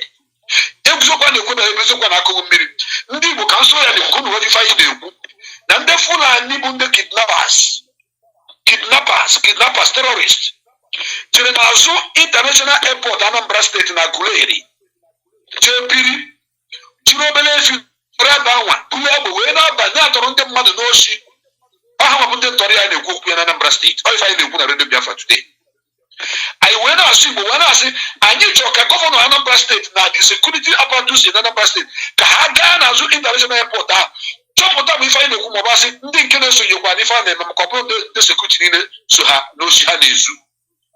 They are seeing Biafra land as a land of milk and honey, as a place where you can go and pluck anything you want, uproot whatever you can, and take as much money as you want. They are seeing Biafra land entirely as this.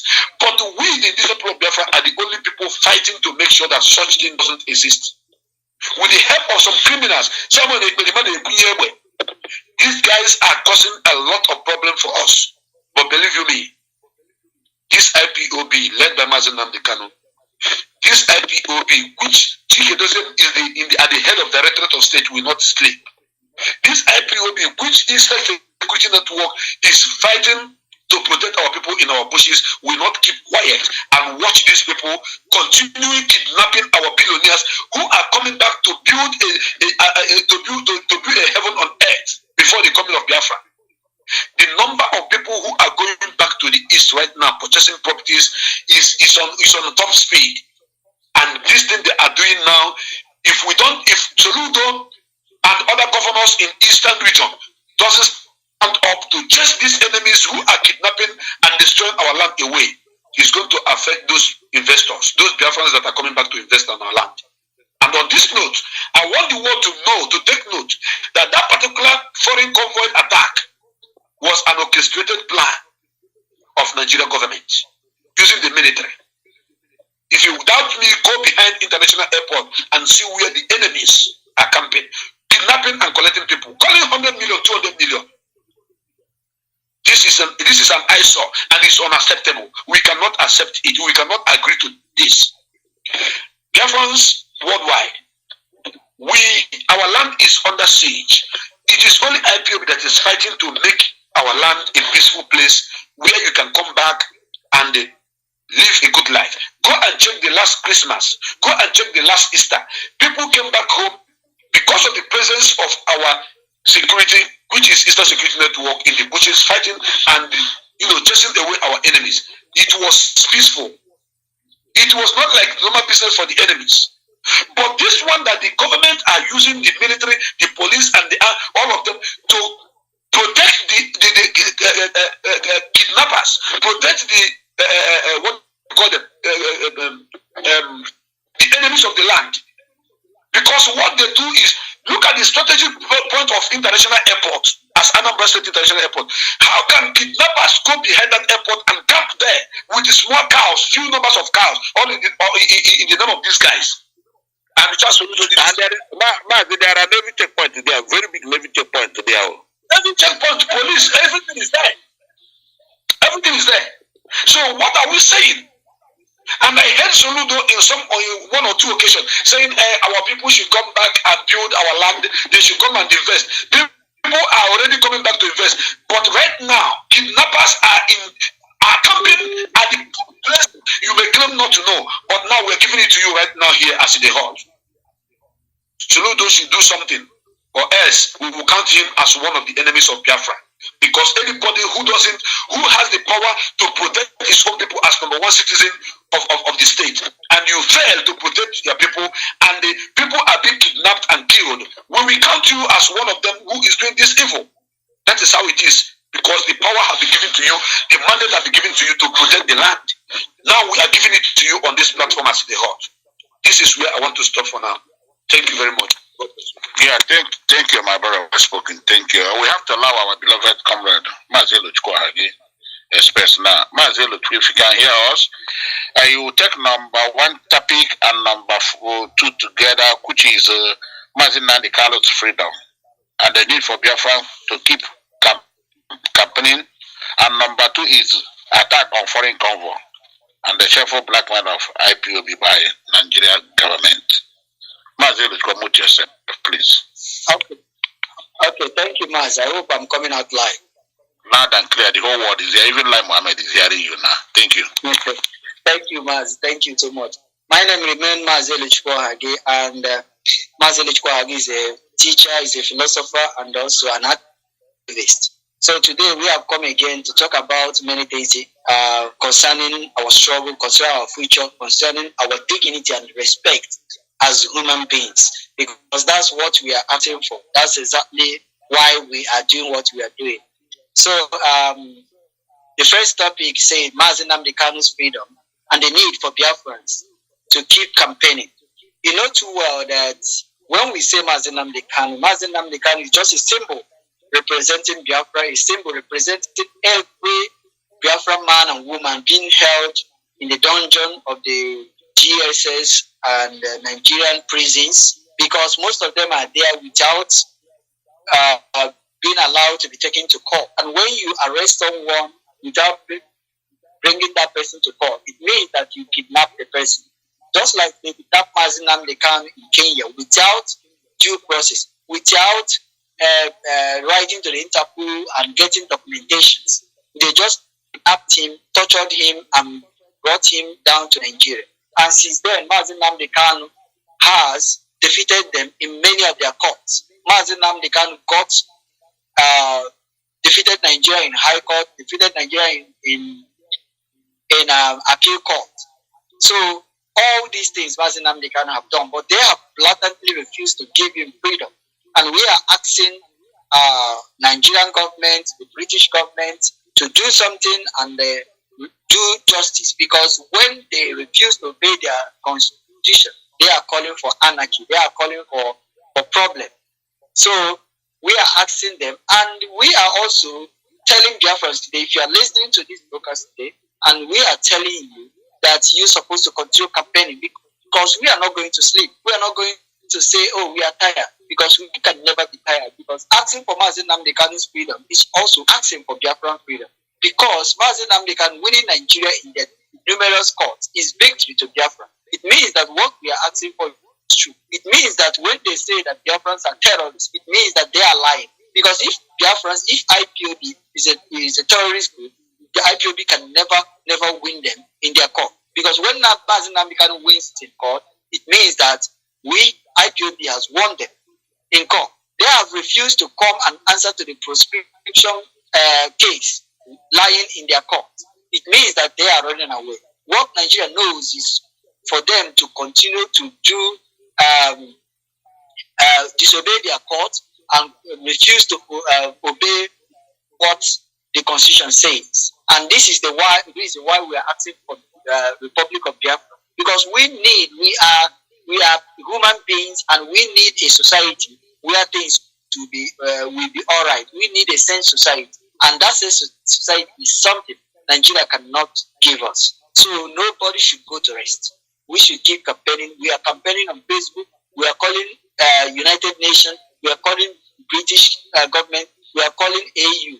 We are doing all these things, and the number is there in every platform of those speaking for this struggle. Go there, write down the list, call at the right hour. And while you are calling, make sure you don't use foul language. Biafrans don't use foul language. We call respectfully and at the same time demand for justice to happen. Because British citizens cannot be in Nigeria languishing in DSS dungeon. Why British government does nothing? So we should continue to ask them to come to do something.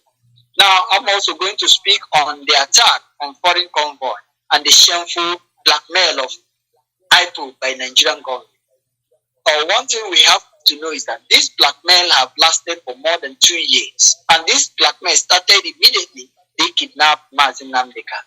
Immediately they kidnapped Mazi Nnamdi Kanu. They wanted Biafrans to start acting anyhow. That was the reason why they recruited the Ibrima in Finland, to make you to start causing problems. So that when they blackmail IPOB, when they blackmail, people will always believe that this IPOB is the one doing all this. That's exactly what they did. So they continue to blackmail IPOB. But before, they were blackmailing IPOB with, when they killed, there was a time they killed in Anambra, they killed a family, a northern family. This northern family has been living there for many, many years. Nobody killed them. Nobody had any problem with them. until the rendition Mazi Nnamdi Kanu, and immediately they went and murdered this family. They said, even there was never any investigation. Immediately what we heard is that the police, the military accused Mazi Nnamdi, accused IPOB, and they started fronting that in the news everywhere. Same thing happened when they killed Dora's husband. Immediately they accused IPOB. They cut off the head of a police couple. Immediately they accused IPOB. All these things they continue doing, and every time they keep accusing IPOB. No investigation, nothing. Something will happen when they killed Gula in Imo State. Immediately this news broke. They say that IPOB did it. How did IPOB commit such crime? Without you investigating, you already concluded. This has been what they have been doing. So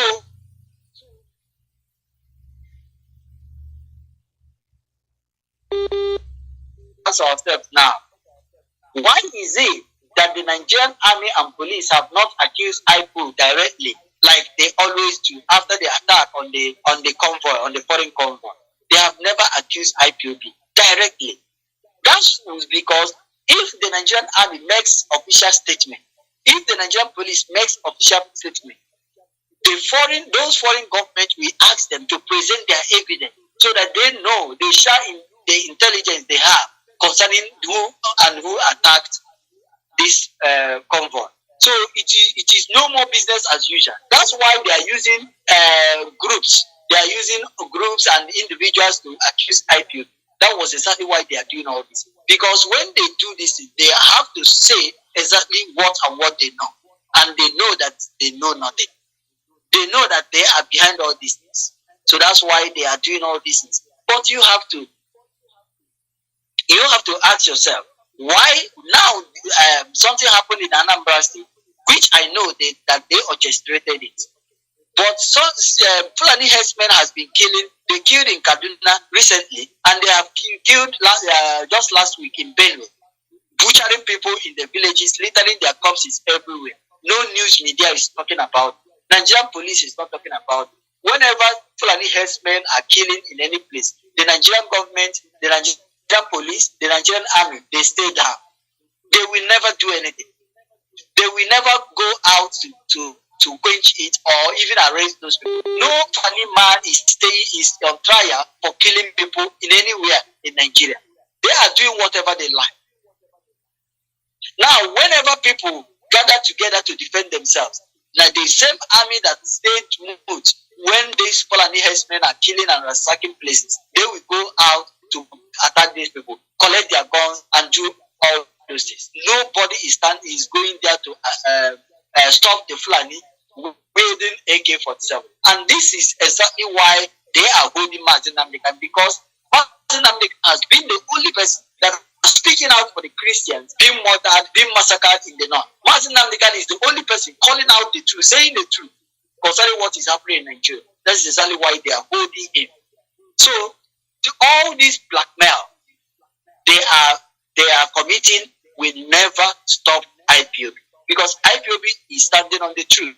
IPOB is standing in defense of justice, in defense of people that cannot speak for themselves. Because when you look at it, you notice that the Fulani herdsmen have attacked many places and renamed those villages. Now you ask yourself, when they rename the village, they stay and occupy that place. Why is it that the police, the army cannot move there and arrest them?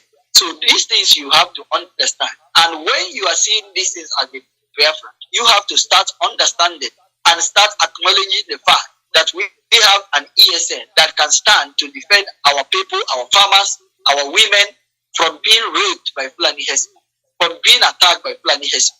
So all these things are what IPOB has come to cushion. So this is why our people should continue to support whatever IPOB is doing. This is why our people should not support any criminal trying to use, because these criminals, like the Berima in Finland, these criminals are the ones that are trying to give root to what the Nigerian government is doing in our land. Go to Imo State and see what they are doing. Whenever they cause their problem, these people will use the opportunity to kill our people. So we are asking for our people to get educated, know how to decode these criminals so that they can stop whatever they are doing in our land, because we know that they are the ones behind the business. Thank you. Mazi, thank you very much. Well spoken. Those they are era, where are they today? Those people that like Mohammed have been recruiting since. And besides, where is Adeshina Peter? By here, where is Adeshina? Nobody's hearing about him. Not to talk of this Irebweri, this Ilefi, like Mohammed. Those people that are recruiting Facebook, paying them money. Where are all of them? What about Lorito here? Mazi, thank you. As the hot. Where is Lorito on the chair? No, people don't know what IPOB we are doing. IPOB media, we are wonderful now. Each again one now, and this is why it doesn't matter. Just calling us recharge media warriors. Biafra, continue to recharge us. I will be giving you the best. I remember when that idiot from Ofekata, who called himself Master Prophet, what all going into that guy from Ofekata Rodo, and after they claim Yanabar. He calls us Irat. Dingum leadership. I got to watch hand chance. Somebody. Biafran child. Some Biafran child. Biafra evangelist, please come up. Okay. You know the topic. We are taking. Yes. You know the topic. Thank you, my brother. Yes. Go on. Okay. Attack on USA convoy in Anambra. Mazi, all these things they are doing, just like let me touch the place you and the Mazi Darrington touched. Go, Soludo should let him just go and ask those Navy checking point. Have people called them and report this issue to them severally? Just ask the Anambra people should go and ask that Navy.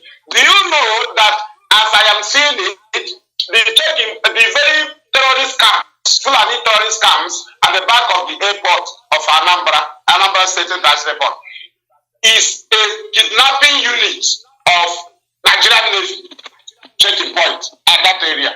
That Navy checking point, they own that unit, and that shows us that every checking point in Biafra land is a kidnapping unit, has a kidnapping unit of their own. That is their office.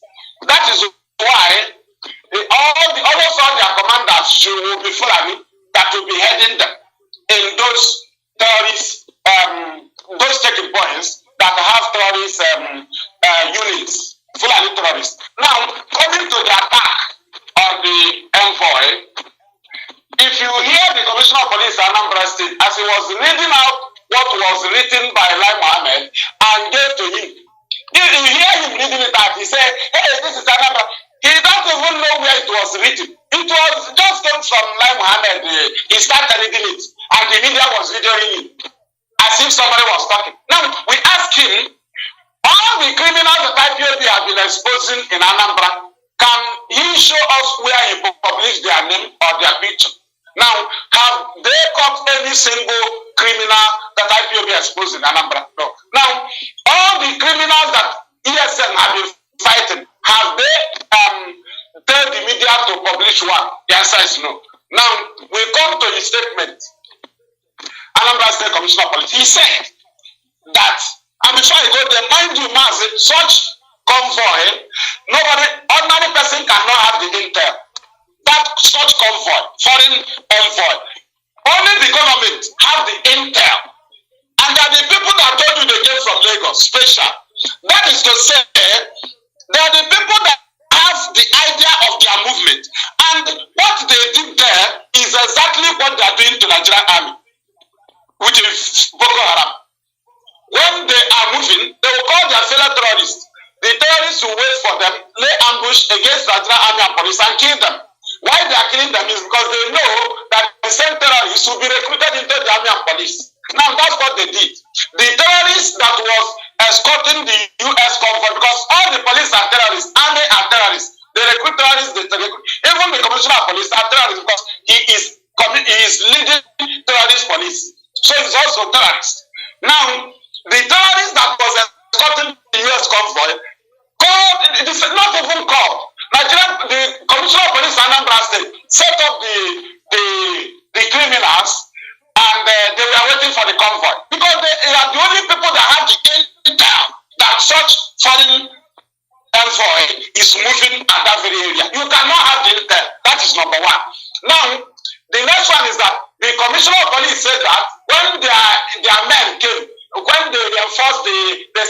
navy and the combined team to go for the rescue or to go at the scene of crime against the, what do they call it?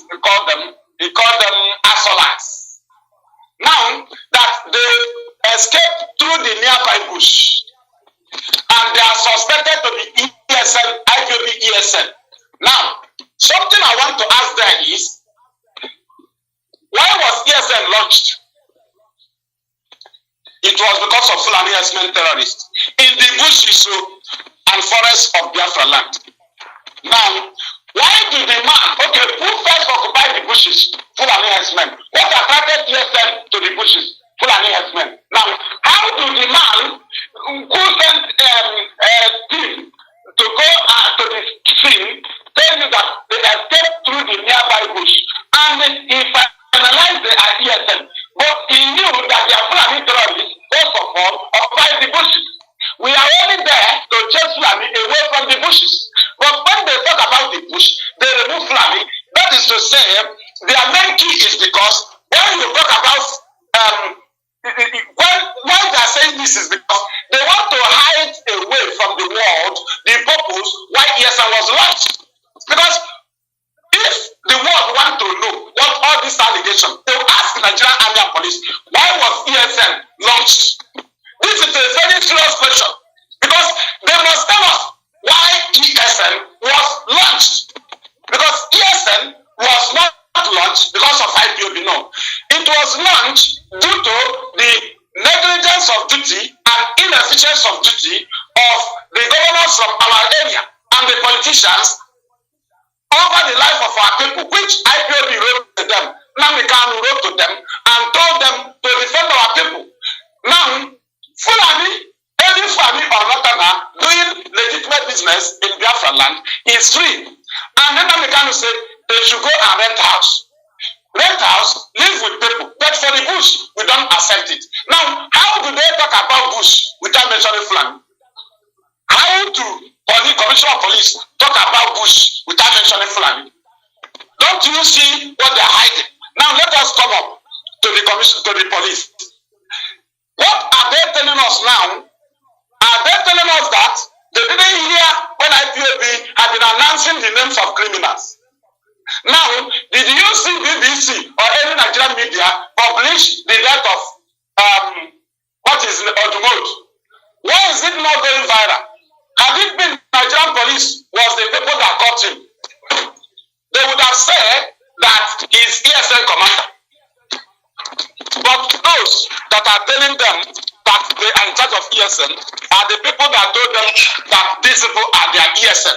Now, those that say that we are in charge of ESN, Simon Eberima, at their ESN, you can see Double Lion dead. You can see the Bush dead. You can see Odumod dead. These are his ESN that have been telling you, I'm in charge of ESN, I'm in charge of ESN. Now, the world and Biafrans, you can see his ESN, rejected people, criminals, terrorists, well-known terrorists, who have been catching them, securities. Now, have you seen the truth? This is why Nigerian government told them to enforce sit at home. Those sit at home they enforced. Have you free Nnamdi Kanu? No. Has any northern fall victim of their sit at home? No. Do any part of the north fall victim of the sit at home? No. Who fall victim? Biafrans. The same Biafrans that are praying for Nnamdi Kanu. The same Biafrans that Nnamdi Kanu is in detention because of them. And the same Biafrans that Simon Eber and his gang are killing. When they kill them, they send for free Nnamdi Kanu. But Nnamdi Kanu loves these people more than himself. How come you kill them for Nnamdi Kanu? That is partial. And that is the work of the agent. And what we are telling the world is that IPOB is the people that saved the life of Katrina Line. IPOB saved the life of Kumuyi. IPOB saved the life of what is it called? Atiku. IPOB saved the life of so many of them. We told them not to come. But this one, Nigerian police, because there is ongoing oil bunkering. There is oil bunkering going on in different parts of the Biafra land. So, because they gave it to white people, so foreign country, to be doing oil bunkering, so now they want to use that opportunity to attack them. When they attack them, because they gave them a warning, they now give us allegation, thinking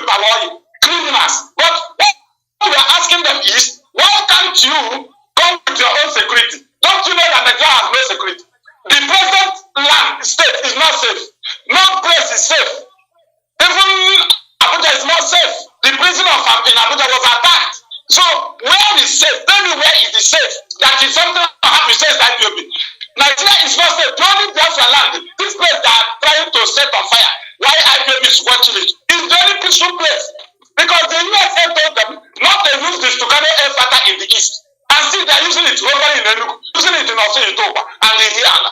That is where say to carry a fight.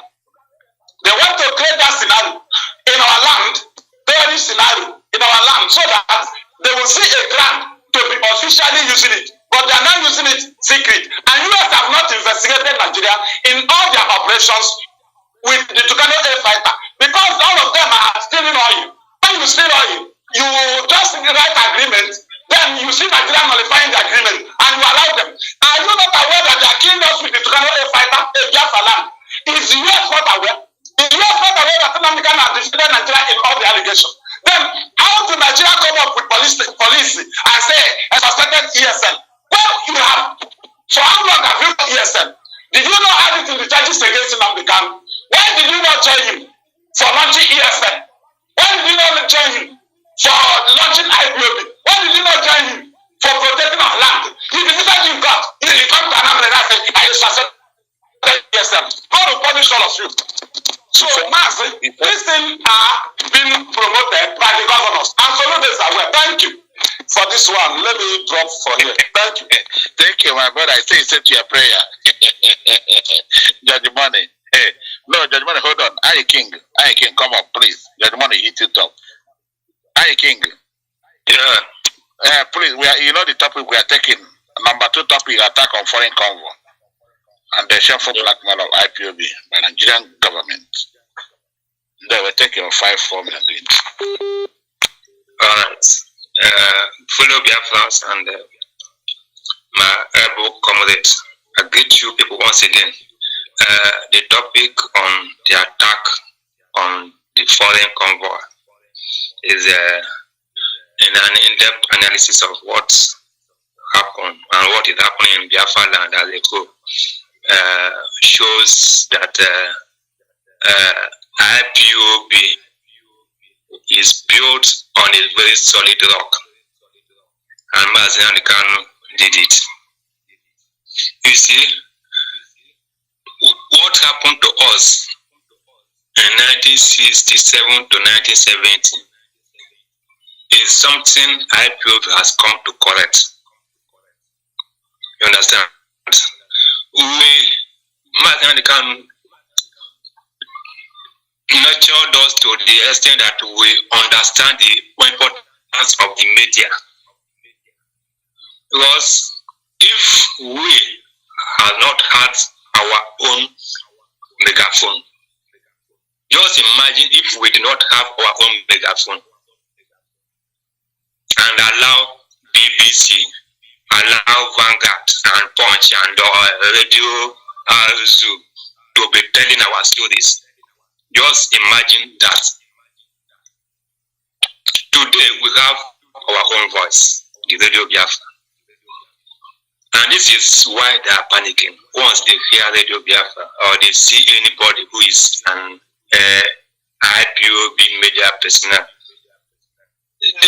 they can go any length to kidnap that person.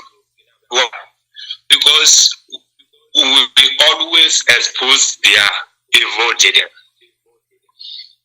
We don't allow them to tell our story. We tell our story by ourselves.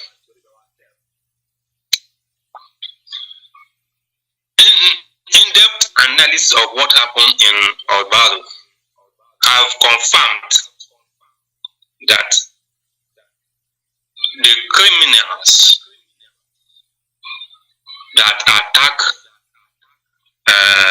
that those people that attack U.S. convoy are criminals. Don't forget that these criminals have been there. And every criminal, every top criminal that go there instead of attacking any officials like this, know that they are well connected. They are well connected. The difference between the Fulani herdsmen, terrorists that are in the bush, and Nigeria security forces are uniform. That's the only difference. But the most operandi are the same. They are all criminals. Fulani herdsmen kill people, burn houses, born churches. Nigeria security kidnap also for ransom. Nigeria security forces, they kill people, they burn houses, they kidnap for ransom. There are no difference. The only difference is the name and the uniform they are wearing. And it is only in the zoo that you see that criminals, hardened criminals, are the people who have been rewarded than they prefer to reward hardened criminals, those that are lawless, than to reward those that are law-abiding, those that are good citizens. You will see somebody like like a militant, they will give him security post. We see somebody, this one is a terrorist, a Boko Haram who have killed thousands, massacred everybody. They will call him and claim that they have repented, and they say they have rehabilitated him and give him more gun to go and do what? Secure you? No. To go and continue those criminalities. So in this place, we the information is that there is oil bunkering in that place.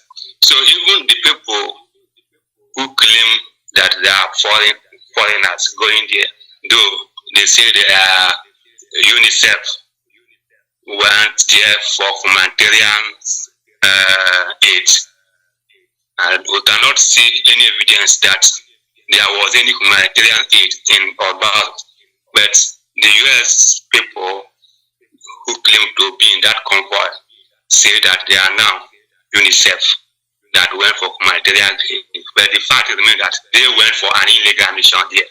It is for the oil bunker that is going on in that Orbal. That is what happened, and maybe one fracas or the other led to this loss of lives that was happening, that the news inflated.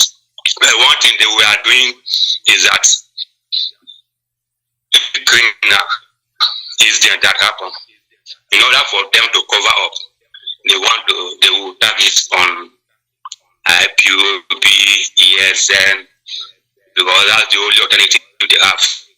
You understand? But thank God we have our own mouth to say it as it is, and that is why we are here, to tell the world that these people that did what they did are criminals, and these criminals are in everywhere.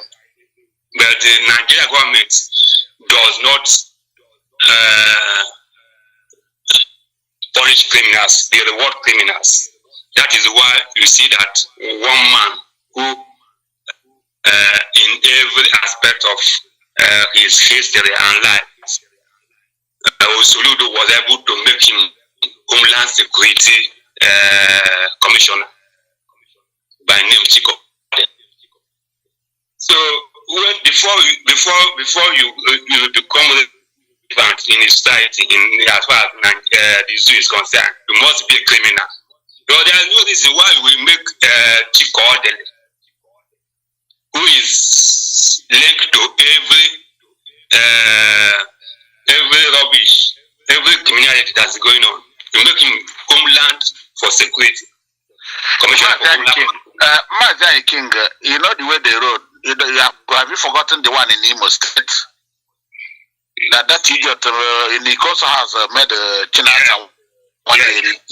You see, this is how they go. This is how they roll. They go together. Most of the time for that flying together, taking our people. And don't forget that Bakari is still in Biafra land between Imo and Anambra. He's involved. Yeah. In Nigeria, how to be a criminal? Why they are after the life of Mazi is because he don't want to be a criminal. He want to save his people. You understand? And this is why they are after his life. And this is why one, I don't like to mention his name, but the stupid guy in Finland is taking advantage because he's taking advantage of look, these people made this criminal. Let him say want to join, decided to join them in that criminality. You understand? Okay, I can do it better because maybe they have been in that Europe, according to him, for 20-something years and nothing to show for it. Now, Mazi can be kidnapped. Then he rose and decide to join those criminals. I have a lot of criminal friends. When he was in Opiweka, he has a lot of criminal friends, and he started gathering them. You understand that he can destroy IPOB. They have come up in social media and say those people that they say they are media warrior, that he will destroy them. Those people that they say they are US, he will destroy them. But today, we are strong, working strong. And this is why Nigeria government, they are not happy. And what I can tell you people, my fellow comrades, that we must keep on keeping on. Because if you are holding a precious thing on your hands, while you are running, you must hold it tight. But if you don't hold it tight, you know you are holding precious things in your hand. If you don't hold it tight, somebody will just come and snatch it out from you. But if you are holding it tight, even if you are run, even if you are fall, even if you fall, you will rise and still hold that. And that is what we are going to do. What I encourage everybody, especially our people in the media. Don't think that what you are doing does not is irrelevant. The media is very, very powerful tools that stand in the gap for this Biafra station. Biafra station is not one way this thing. Yes,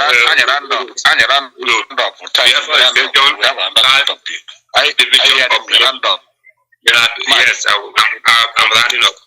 Therefore, the station have different departments. The people, the leadership department, they will continue to do their best. The diplomatic department continue to do their best, while the legal department will continue to do their best. But we must stand in the gap to get our people informed and direct them on the right way to follow. And this is what we continue to do until Biafra is restored. I will come back when I'm called upon again. Thank you. Thank you, my brother. Daddy Money, please unmute yourself. Mazi, Daddy Money.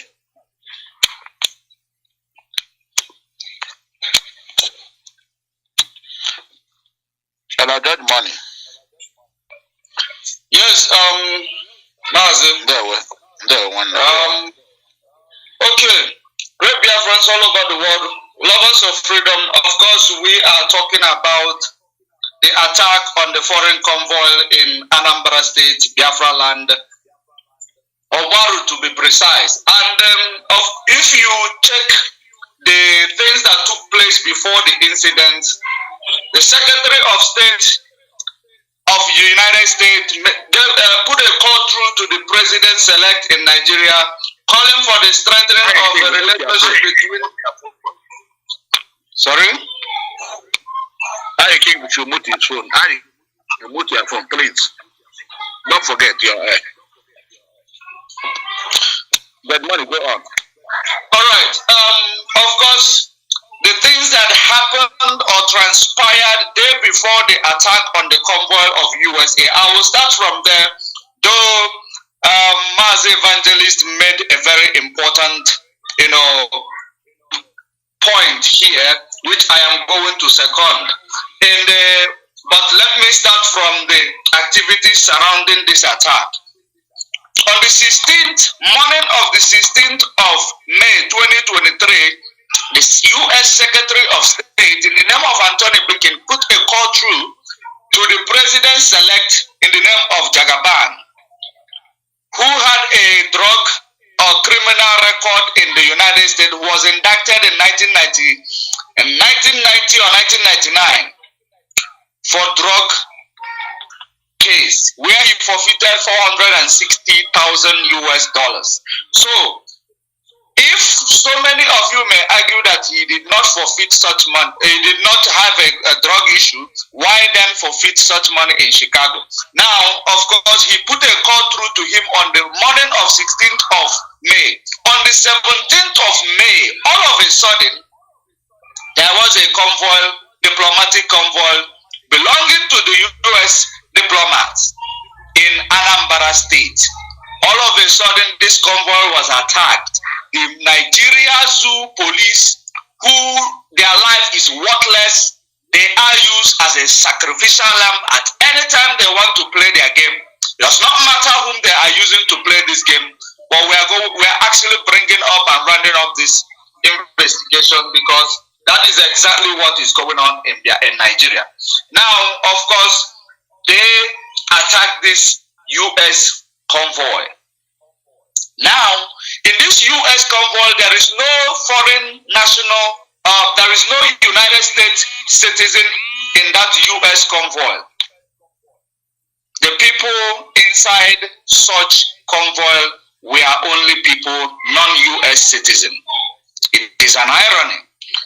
And all of a sudden, after this call, then this attack took place. Who was informed that U.S. citizens or U.S. diplomats are traveling to Obaru, just like Mazi said? Who was informed? Who knew about it? It is a diplomatic move that I don't think they actually made it public on the public domain. If there is, they should actually present it to us, to tell us that the public or the members of the public knew about this move of the United States convoy. Now, if there is no such things in the public domain, that simply means that it is an act orchestrated by those. It's either that the U.S. themselves know about this and they decided to use it as their politics, or that those in Nigeria who knew that the U.S. is exploiting the resources in Nigeria somehow, they decided to use their criminal in Biafra land. Of course, if we talk about such criminals in Biafra land, we all know one of them, that Hope Uzodinma, Dave Umahi, and all these criminal politicians are using in Biafra land. We all know.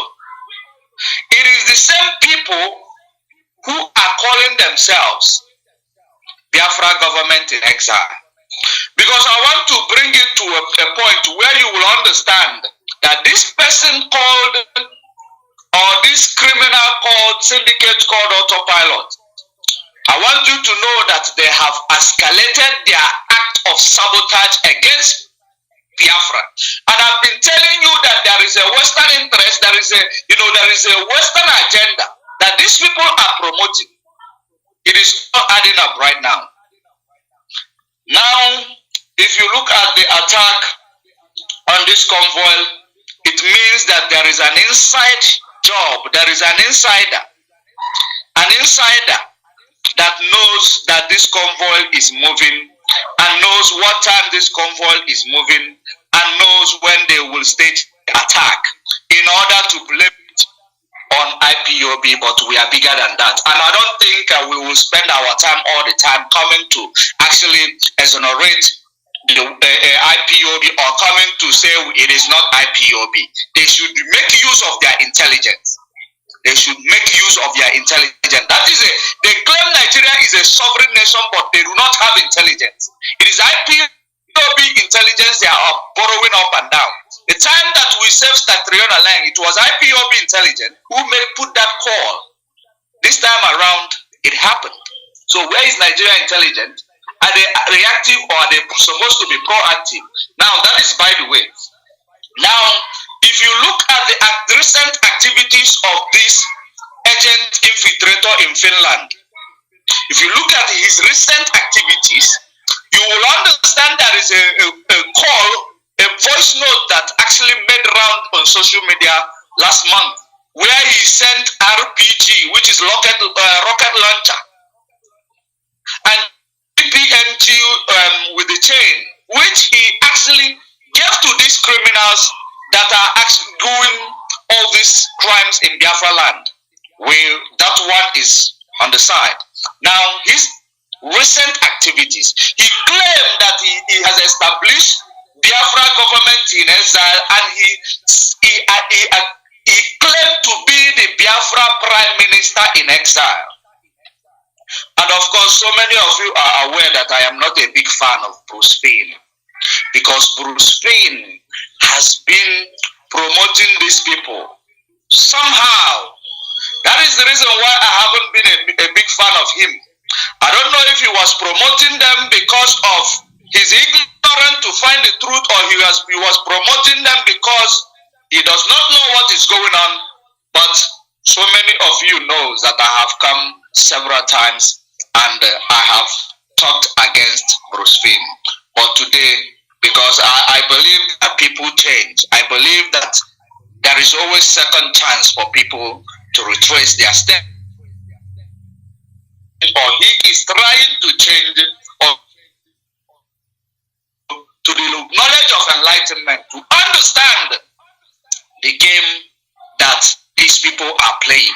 There is a tweet that Bruce Fein actually made recently, which is today, 23 of May, after, communicating with Mazi Nnamdi Kanu.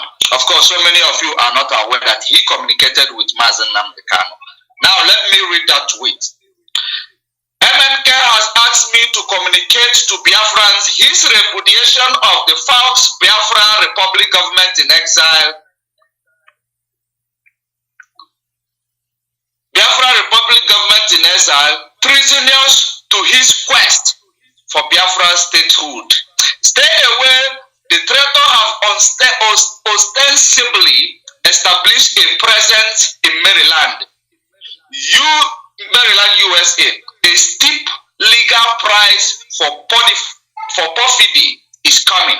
Of course, I made a tweet about the consequences. I made a tweet maybe an hour ago about the consequences that is coming to the criminal in Finland. Now let me explain to you this big grammar that he wrote here in a language that you may understand. When he talked about that repudiation of the false Biafra Republic in exile, it simply means that Mazi Nnamdi Kanu rejected that act.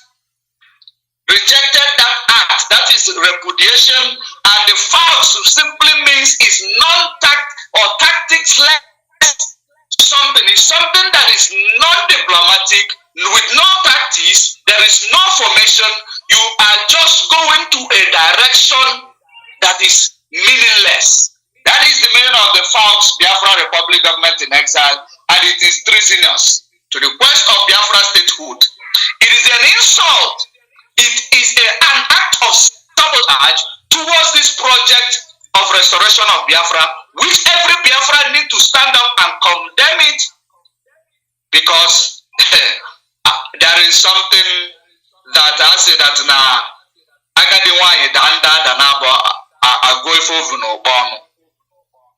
it is now those of you who believe or who assume that you have been deceived.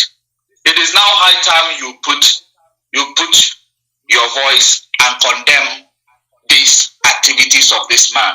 Then Bruce Fein also said that he established, the traitor have ostensibly established a presence in Maryland. Ostensibly means he established something that looked like it exists by sending some few criminals to go and put Biafra flag and the US flag on that same building, which so many people have got to confirm that this is a fraud in the highest order.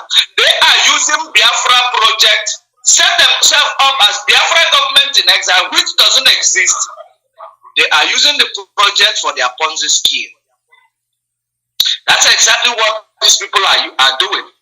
So he presents such as if it exists. Bruce Fein is from United States. So probably he did his own investigation. Maybe that's when he woke up to the truth that this criminal is indeed a criminal of what we have been saying. Of course, recently you will understand that I don't even have time to speak about such criminal because he doesn't, speaking about him is no longer necessary. Those of you who want to continue to wallow in your ignorance, continue.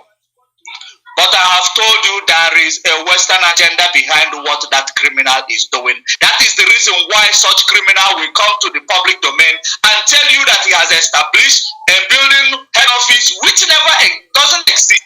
He has brought furniture into it which never exists. And then he is in Europe. He is in the West. No one is actually bringing him to question. He had a case in Finland. How did that case go? It went down the drain. What do you think? There is a big force that is backing him up in what he is doing. And I want to remind the world that what we are doing in the quest for our freedom, no matter how much you want to sabotage it, at least now we have an option. We have option because in this regard, we always know that we're not going to get our freedom. We're not going to get any help from those who enslaved us. We're not going to get help from UK or Britain. We are not expecting any help that we are going to get from the US because they are very, very, hypocritical. They do not stand for the truth. They stand for the oppression of people. They only stand for Ukraine because they are threatened by Russia. That is the only reason why they are standing for Ukraine. It is not because they love human lives. They do not. But I want to also send this message that if they like, they should bring Anthony Blinken to Biafra land and attack him. If they like, they should bring any of their most important members and attack them in Biafra land. That is their business. That is exactly their business. If the United States Department will support a fraudulent election in Nigeria, what do you think they will not support happening? Do you think it will be very difficult for them to sacrifice the life of security operatives following a convoy in Nigeria? Do you think they wouldn't do so? Because they want to continue to explore our oil, making huge profit while our hospitals are dilapidated, our roads are dilapidated. There is nothing working in the Zoological Republic. That is the reason why we decided that we are no longer going to be part of that amalgamation, because it is an amalgamation that was created for their own Ponzi scheme. And in my submission, I want the world to know that we speak the way we feel. It is only in Radio Biafra that you will come out and speak the truth to power without fear or favor of anything or the consequences, because whatever we speak, we have the fact and the figure. That is the reason why nobody will call us up to say, you have spoken this, come and defend us. We show you fact and figure. That is the reason why we are 1 in a million. We are not scared to say it because we have the fact and figure. So, whatever they are doing, whatever sabotage are brought up, of course we have proven the wives of those criminals in Biafra land that is actually being sponsored by the criminal in Finland, in the name of their prime minister today. We have seen all that, all his act of the false pretense, all his false pretense act, scamming Biafra under false pretense that he's fighting for your freedom. But I believe that one day, those of you who are always jumping up for him, the day he is going to meet his Waterloo, you will be in the queue with him. You are going to actually fall with him. For the life that he has wasted, the lives of our people he has wasted, the sabotage. Of course, you know that they created him as a faction to attack IPOB. If you see what is happening to P2B today, factionalism is what they use to destroy every organization that is formidable. They believe that P2B is formidable. They are scared because there are many youth backing him up. For the first time, youth to pick up voters card and come out to vote for their young person. So they are so scared of that. Having seen the NSAS protest, how it went. So that's why they created that old man that looked like he's, I don't know where he come from. He is the faction they are creating in order to use them to weaken the structure of this, their so-called obedient movement, which is actually inconsequential because it is a waste of time. They cannot stand the test of time. That is the reason why we are different from all of them. IPOB is formidably strong because we are actually devoted army. We are not being paid. Rather, we are putting our money because we know the value of this freedom we are fighting. So nothing will stop it. They should know nothing absolutely will stop it. Even if it say that we need to align with God directly. Or we need to align with them in order to get our freedom, because Mazi Nnamdi Kanu said it is Biafra or nothing. And that is the slogan. Until I am called here again. Let me leave it here. Thank you very much. Oh, lovely. Thank you. Still well spoken. We're going to take our topic, and our last topic will be 30th May, and we'll make our closing remark. We're going to take number 3 topic now. As it's hot, the Nigerian police hallucination about IPOB and the ESN. Don't forget what they're doing in Biafra land equally. I will continue to talk about all their atrocities, what they do to checkpoint, disturbing our people, going to their business, blocking the road, everything. We'll continue to expose them as it's hot. Take it, and at the same time, if time be, you can take 30th at the same time, then later you come to a closing remark. As it's hot, there we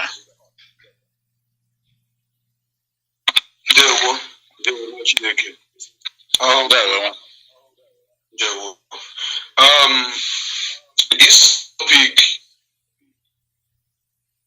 sometimes the content of this topic, sometimes when I watch it makes me cry, because this is a heartbreaking topic that every Biafran that are listening to us should listen attentively on my own remarks. Right now, I am in Biafra land and I am traveling around Biafra land, and I see what is happening in Biafra land right now as it is hot.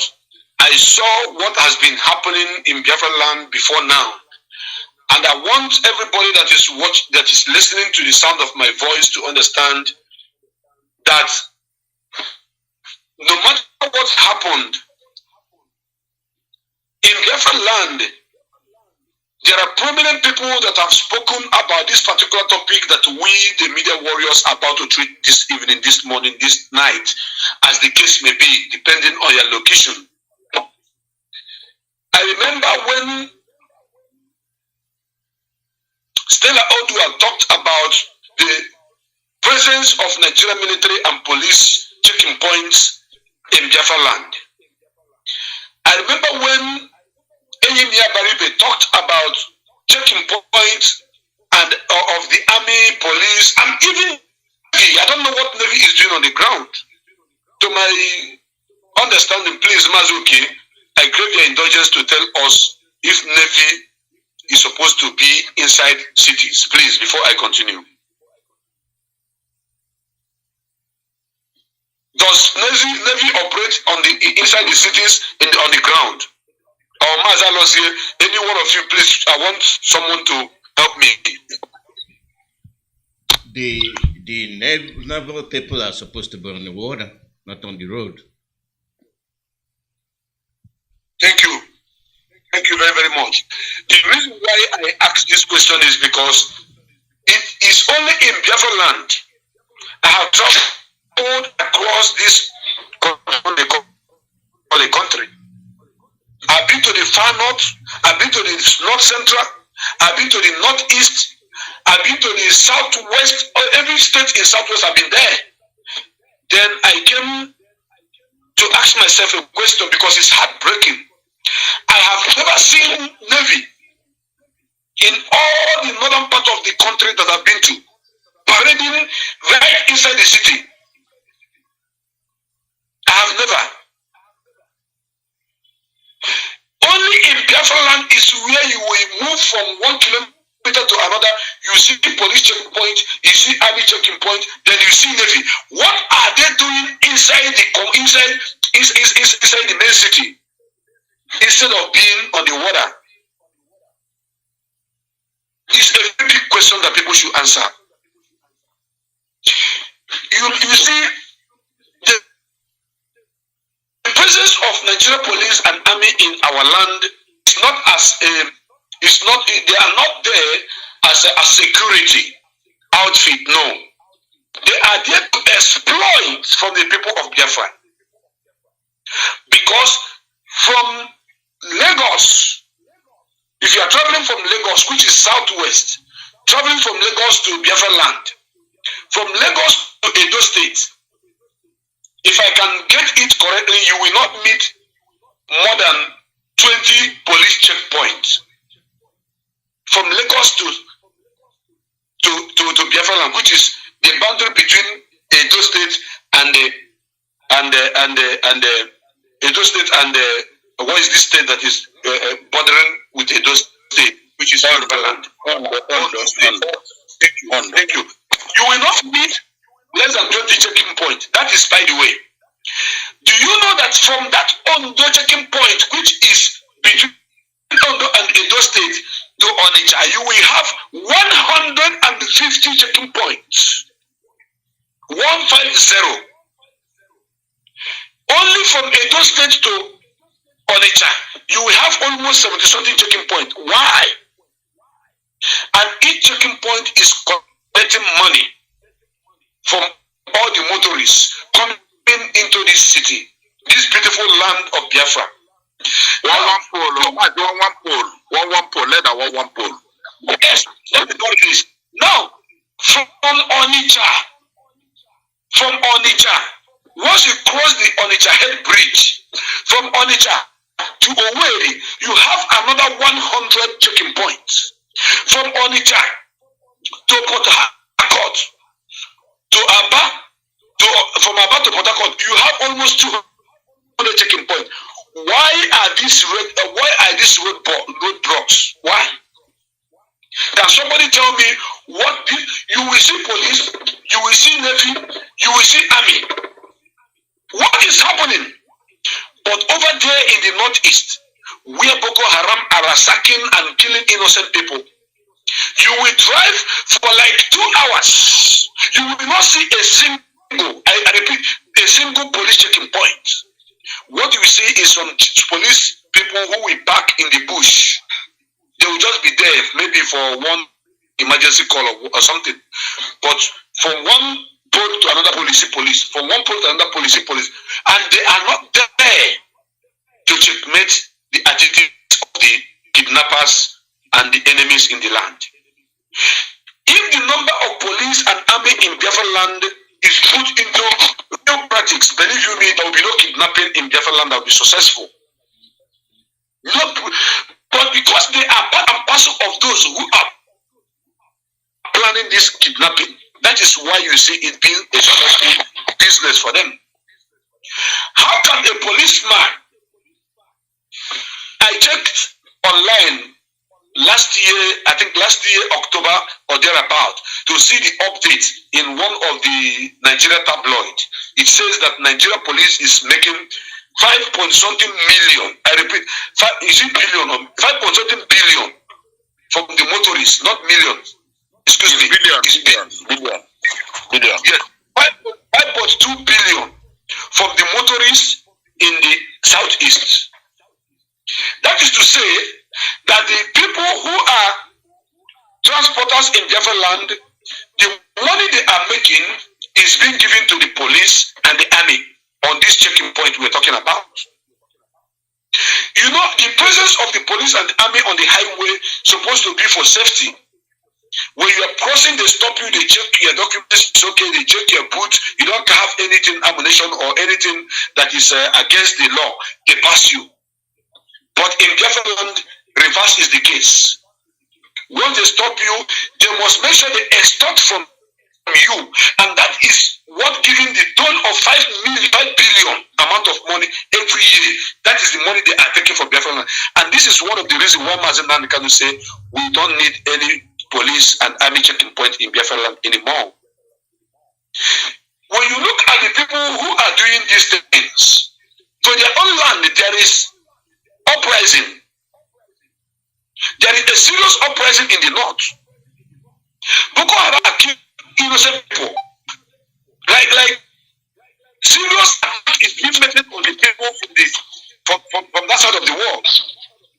But why are they not putting this number of checking points in those areas? I've driven from Abuja to Kanu. I only met 3 police checking points, and that 3 checking point was 2 in Niger, 1 in Abuja, 1 in Niger State, and 1 in Kaduna. From Kaduna to Kanu, there is no single police checking point. My question is, why are they bringing this number of checking points in our land? And they are doing nothing. It is only our men in the bushes, the Great Eastern Security Network, that are fighting to root away all the enemies in our land. Now, I want to ask you this question. Those of you that are watching and listening to us, if the army have almost 150 checking points from Onitsha to Iguacha, and they have another 200 from Enugu to Iguacha, why are there still kidnappers going on in Biafra, across Biafra land, especially in a place called Lopanta? Lopanta is a boundary between Enugu State and Abia State. Why are the kidnappers conniving with the military, kidnapping people and taking ransom from them? 100 million, 200 million, 300 million. This is the amount of money they are calling. Why? If not for the sake of the parish priest that was kidnapped within that Lopanta, that came out to tell the whole world that these guys that are doing this thing are purely fully men. The next story will be, it is IPOB, because the word IPOB is scaring the hell out of everybody that believe in this corruption of a country they call Nigeria. So my brothers and my sisters, looking at what is happening to our people on the ground, the number of that checking point in our land, the police and the army in our land is only there to extort from our people. They will see a young guy with tattoo on his body. Maybe he's a musician, maybe he's a social media influencer, or maybe he returned from abroad, or maybe he had luck. They will take this guy to the police. They will kidnap this guy. It's a kidnap. It's not arrest. It's a kidnap, because any arrest that is not reported to the police station is no longer arrest. It's a kidnap. They will take this person to the dungeon and tell the person to take them to the ATM, that he is a criminal. If not, they will kill him. They use gun and bullet to threaten our people to pay them ransom. 200,000, 3 million, 2 million, 5 million, 1 million. This is what they are doing to us on daily basis. Mazi, they do it with impunity. They even take them to POS, withdraw all their money, and this is what all Jews of Carlo brought. You are talking about Law Banta, not only Law Banta, Mazi, both to all those Okigwe axes, both to all of them. If you see what is happening in that area, yeah, Wanaka, my brother. I'm aware, and this is where they claim they have politicians. These are what they brought to us. Don't you see, Mustard? Is it because Allah don't have a big bull? But see how they are burying people inside. Throwing our people inside hole everywhere. Go on, my brother. I'm aware. Now, looking at that number of police checking points in our land, we don't have good roads. It is only Biafra, Mazi Nnamdi Kanu, and IPOB that are clamoring for a befitting roads network, good road network in our land. Despite the fact that they have every police checking point in one pole, like I don't know much about kilometers, like one electric pole, you see police checking point. In that area where they used to stand is a pothole. Mazi, okay, are you aware that they use pothole as their checking point? Because when you get to the pothole, you must slow down. Are you aware? I know those things. We know. Every place that the road is not good is where they go and mount checking point. And they are not checking anything. They are only there collecting money from motorists. And this is not good. This is not healthy for our people. When you come to Lagos, you will drive around and no police will stop you.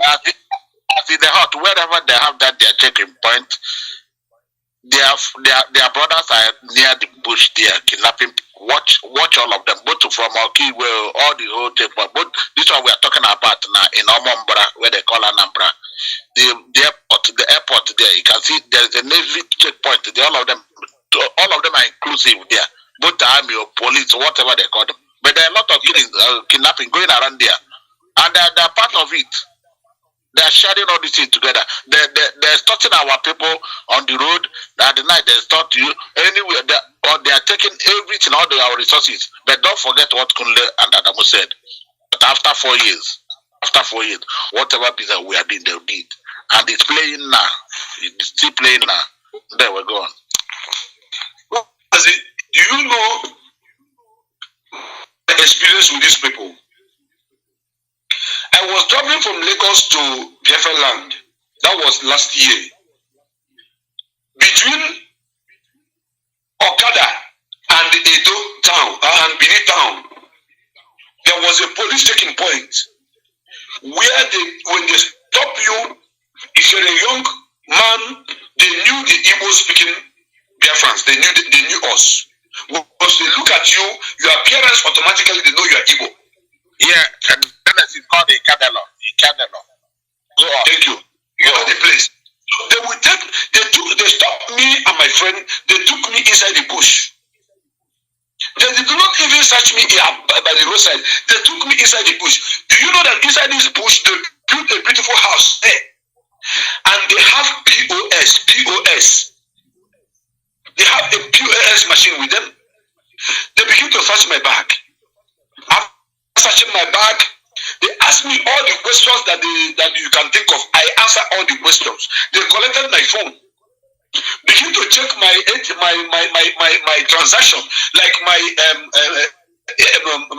alerts, my bank alerts. Yeah, I know. Before getting there, they have about 7 guys they kept on the ground that are doing transactions that are using their POS to pay money to them. Of course, this is what a woman they molest you. If a woman they molest you there. This is what is happening. So on that checking point, I asked them one question. I used Igbo language to answer. I asked, is this Nigerian police or another paramilitary that is doing this? The man said, you the crazy. If you talk anyhow, I'll shoot you, I'll put you in that and drop you somewhere there. Are you mad? Who are you to ask me if this is like, don't you see my uniform? My brother, that is the day I knew that this country, their police is terrorist. And what happened?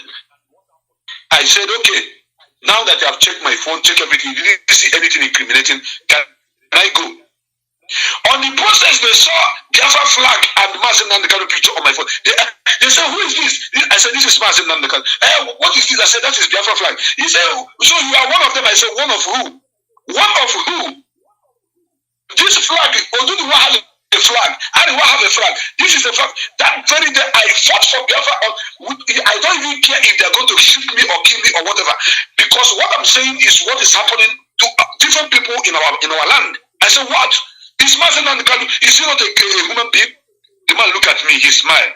He said, thank your God that you don't have anything incriminating with you. Come on, get out from this place. My brother, I left.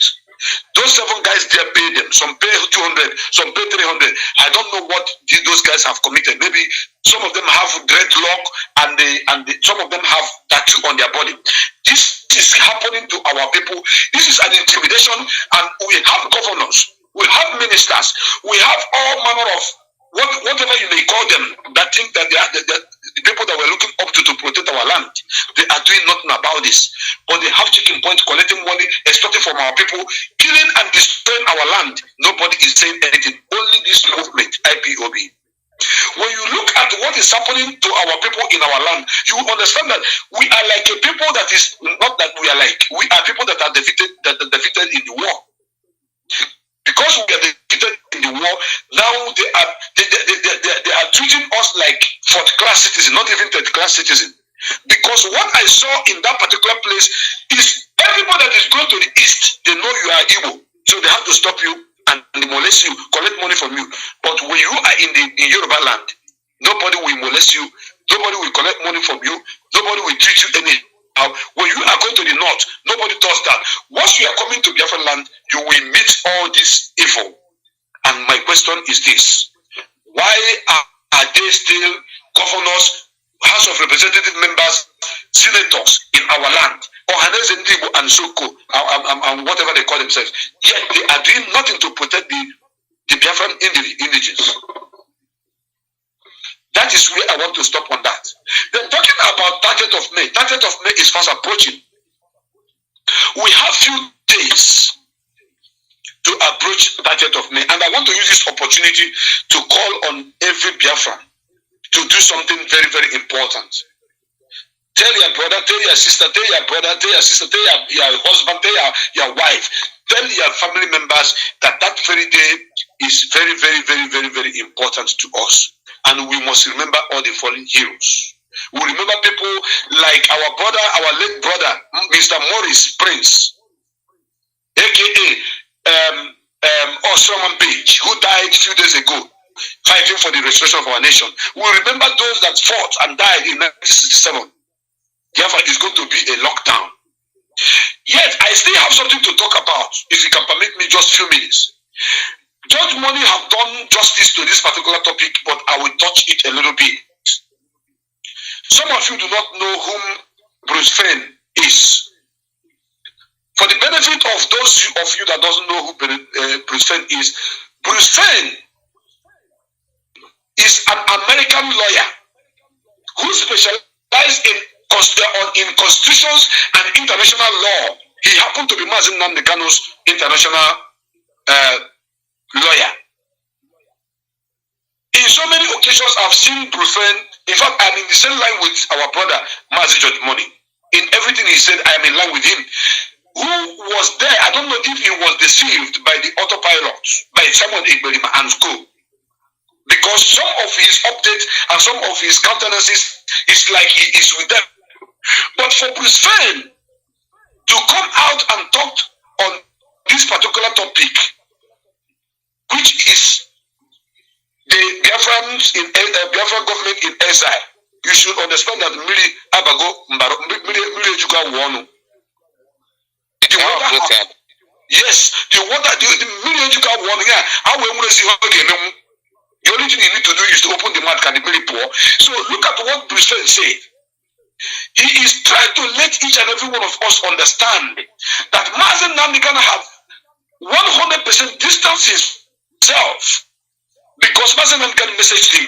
He is the lawyer, international lawyer, that he distanced himself from every activity of anybody that call himself a member of Biafra government in exile.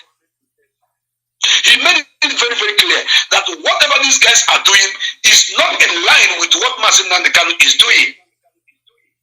Mazi Nnamdi Kanu is not fighting for Biafra, having Biafra in exile. No. Mazi Nnamdi Kanu is fighting for Biafra, for Biafrans across the globe. Then he is in the front line. There is nothing like Biafra government in exile. We don't have any government anywhere. That is the message Bruce Fane, that was once supporting these people, is telling you that anybody who is believing in that Biafra government in exile is a fool. Because Mazi Nnamdi Kanu have distanced himself from it. If it is Barrister Jofo that have said this now, they will say, hey, Barrister Jofo is an enemy of this and that. But now, that was with them. Is telling them the truth that Mazi Nnamdi Kanu is not inclined, is not in line with what you people are doing. He condemns it 100% totally.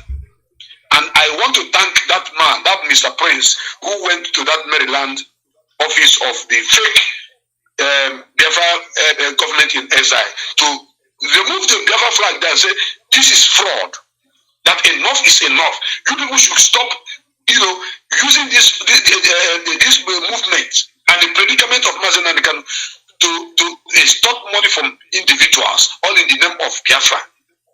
I want to thank that man. If he's listening to Radio Biafra, I say may God bless him. I don't know if he is part and parcel of this movement or he's an individual or who likes what we are doing or whatever. But that particular move alone is legendary. And I want to thank him. On this note, Biafrans, do not forget that today is our Tweet Tuesday. You must tweet to the government of the world. You must let them know that we are fighting, we are indigenous people fighting for our freedom. You must make them understand that we are only asking for referendum to be conducted in our land. And whenever that referendum is conducted, believe you me, those who believe in Biafra will be counted one side. Those who believe in one Nigeria will be counted one side. At the end of the day, we calculate the number. And the number of those that want Biafra, we evaluate. I bet my life that the number of people who want Biafra will everly supersede those that wanted Nigeria, because Nigeria has never given us any good thing. Instead, it has given us backwardness, failure, disappointment, killing, sickness, and what anything that is bad, you can mention them. So on this note, I say we should bless each and every one of you that are listening to us. And on this day, on this time next week, we will come back to speak to you. I remember your brother Mazi came. I could be after him. When I be afraid of we feel when they work out here. Mazi soldier, they made it. Mazi, thank you. And that reminds me, next week Tuesday, we are not going to be online because most of us will be observing 30th men, different places. We use the opportunity to inform Biafrans all over the world. We are not going to be online on Tuesday next week. Right now, Mazi, fearless evangelist, you have the topic. Yeah, please take that number 3 and number 4. Close your make a closing mouth. The Nigerian police hallucination about IPOB and ESN and what that in Biafra like Abra said, roadblock everything, the atrocities. Okay. Okay, Mazi, thank you. The key of this Nigerian security, what they are doing here is all their allegation against ESN is because, I have said it before, they want to hide from the world the main purpose why ESN was launched, in order to divert attention and turn them as terrorists, without knowing that we are here already before they come. We are APOB. We started when they were selling oil. So they are just waking from sleep. We don't close them. Now, the purpose of why their security is now showing their color and why they are here is because they are being frustrated. They are being frustrated by ESN by challenging and fighting gallantly in the bushes against their foot soldiers, Fulani herdsmen terrorists, which Lai Mohammed, Femi Adesina, Garuba Shehu told the world that they are foreign headers. Unfortunately, they now told us our land or our blood, these are foreign headers. And ESN, IPOB helped them, which Nigerian government is supposed to be thanking IPOB for using their resources to, that is, personal money to be saving a place where they say they are part of Nigeria. Nigerian government does not care about. But IPOB take it upon themselves because these are our people. When the government have compromised, then we took the position to save our people, and that's why ESN was launched. The narrative can never change. Nobody can divert attention. ESN was launched because of the compromise and the states of the Nigerian government and the Southeast politicians that are under the captive of the Fulani claiming to be governors. Now, if you want to prove, if the police want to challenge us now and say it is not true, they should publish all the names of terrorists that was recruited into the Nigerian police. Then let us know those that are in the checking point. These are terrorists. That is why when they say that they are repentant Boko Haram terrorists, they never publish their names. Because they are going to send them here. Some are in the bushes as Fulani men, some are on the roads. Because this very key, if you go to those checking point, they are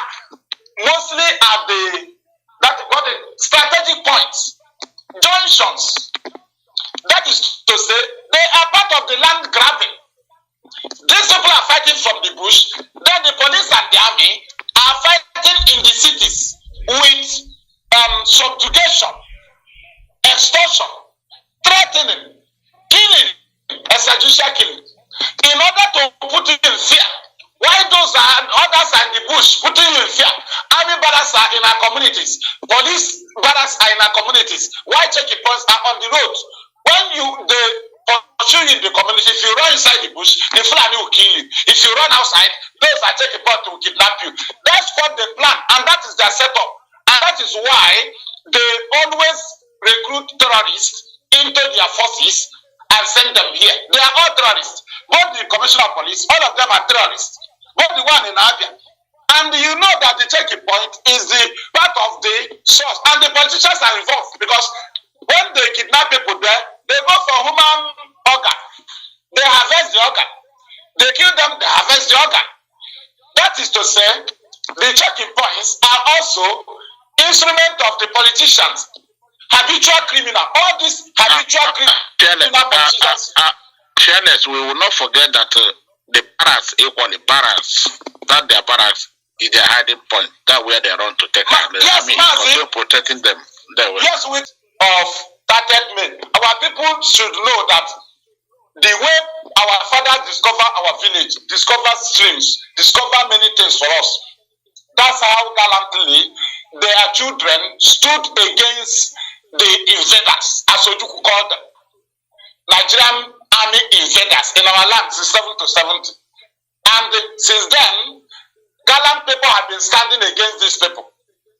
Our leader said, even those that died under was rigging, no, they were deceived. But they died because of Biafra. They will also be remembered. Nobody will be left behind. But we don't remember criminals like Baby. They are not freedom fighters. We don't remember Double Lion. We don't remember criminals. No criminals should be presented to us. If you know that they are your heroes, then publish their future. If you can be shameful enough to go Double Lion, Baby Bush, Otumodu, your hero, then publish their future. Fearless, let me help you here, please. Just 1 minute, okay? Okay. Say their criminal commander is Temple, aka Buduzo, and his gang, and his gang members are Kalisus. Okay. From Ezibo village, Osumoho, operating from Osumoho axis, Babandu and Obere operating from Okija and Obo axis, Zuma operating from Okigwe, Sky 50 cent from Osu Uli axis, Odumodu, who is late, most of them are dead because I had an Obere Ojimini Ifani operating from Asa, Amaruru and the Hitanasa axis, while Agama, Ebe and Ebe, the one they call Ebe, oppressed from Ihiala and Ihembos. You see, these people are people that autopilot recruited. Even Pastor Jack, who was with us here, they recruited was the person that has supplied their disease. But today, what happened? And they have denied him. Even all the Azoka Wanko, all of them, Father Dimegwa, all of them have denied him. He was even confined somewhere. There are people who say you kid. I don't want to mention their name. Okay. So is he not a regret now? Go on, my brother. Mazi, that is why when we expose them, they say why sinners are calling the name of our men. Your man is a thief. Did you not see that the people are still mourning the death of Igonso? Who can mourn Baby Bush? Who can mourn what is it called? Double Lion. Can a human being mourn them? They cannot mourn them. They are criminals. But these are people the people were happy with that. Maybe all of them did not see the tribulation. People celebrated. And the people are in abroad telling me they are wise. You see, when Igonso died, every people mourn him. We are still mourning him. Criminals die. People celebrate. He said they are your men. Now why are they calling the name of our men on radio? Fearless, because 1 minute. Fearless, 1 second, please help me talk to her because the language they will understand. Because these people live among them. They come from somewhere. You can see the village women, and these people are seeing them. They are seeing your enemy. They have numbers to call. Why can't they make call? Our people to help themselves because these police are among them. The way just said it, and they know. Okay. Now, on that area, what we are telling the people is that you cannot fight them. But we can stop them. And we are stopping them because they have come to destroy you. And that is why they have no particular agenda. They started with Nnamdi Kanu be freed. Nnamdi Kanu be freed. Nnamdi Kanu be freed.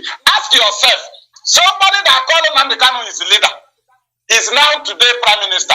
Is Nnamdi Kanu his leader again? The answer is no, because Prime Minister is superior. So when they tell you our Nnamdi Kanu be free, will they call him our leader again? The answer is no. So these are things. This is our people that blackmail IPOB leadership, that they sold Nnamdi Kanu because they listened to Nnamdi Kanu and suspended Monday Statue. Now they told you Monday Statue is the only way to free Nnamdi Kanu. Ask yourself, what actually moved them away from Monday Statue to channel to giving you to the area of giving you 150 days? What actually led them for Biafra to come or not for Nnamdi Kanu to be released? 150 days was not for Nnamdi Kanu to be released. It is Biafra to come. Now ask yourself, if they are not fighting for Biafra, which Biafra is Nnamdi Kanu fighting for? So Biafra is two. We are not fighting for two Biafra. Now I begin to ask them, wasn't ESN launched to be in community? But you are seeing criminals in your community, taking your daughters, taking your wife by force. You said they are ESN, but we gave you a number to call us. When you call us, let us confirm if they are ESN. That is what we are doing. And the government in exile, Utemefo came with this before 2016. While Nnamdi Kanu was in Kuje, not in DSS, he was not in DSS, he was in Kuje. Utemefo come up with government in exile. Nnamdi Kanu said no. It is useless. The Biafra we are fighting for, we are here, not in exile. We are here fighting for it. Our radio is here. Everything is here. We are here. ESN is here. ESN is here in the bushes. ESN is not Biafra army. They are anti-terrorism vigilante, and they are fighting terrorism. They are not working in Biafran communities unless the terrorists run out of the bush and come inside the community. Within there, you can never hear a gunshot. Go and ask where we got criminals. We have intel. We'll get you. Nobody will fall victim. No house will be set ablaze. We'll catch the criminal. And if you see government in exile, we told you that these people, anybody holding gun in the name of fighting for Biafra, apart from ESN that is only doing the duty of security, which they neglected, and that's what they are doing. Now, anybody that say government in exile or say I'm struggle, can't Nnamdi Kanu off. It doesn't matter how you try to twist it. Can't Nnamdi Kanu out. Okay. So target men must be observed. Twitter Tuesday, go and tweet and continue to ask the world to free Nnamdi Kanu. That's what they asked you to do. We didn't give you gun. We didn't give you bullet. Don't say we give you. Don't do it in the name of IPOB. We are wise and we have been falling victim. Forget it. Thank you, Mazi, from here. Yeah, please come there. Let's make it 10 minutes. Please. We don't have that. Time has gone. I don't know if the next presenter is coming up. Mazi, please take 3 minutes and conclude and make a closing remark. You know the topic. Mazi, can you hear me?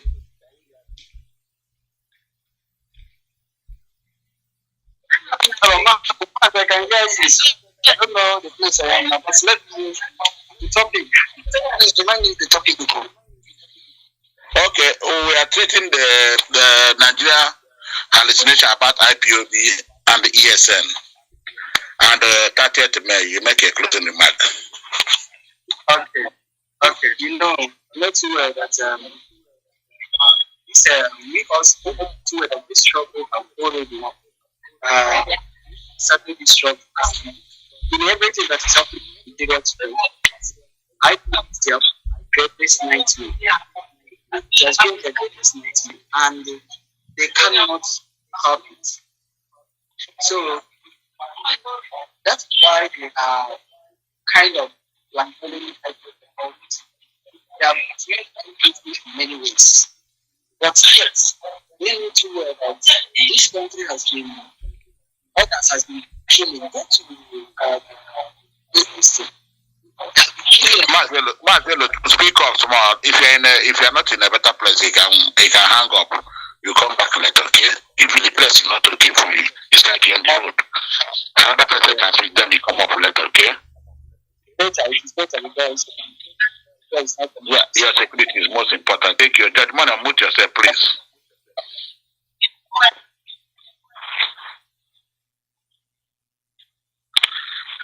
Judgment, please.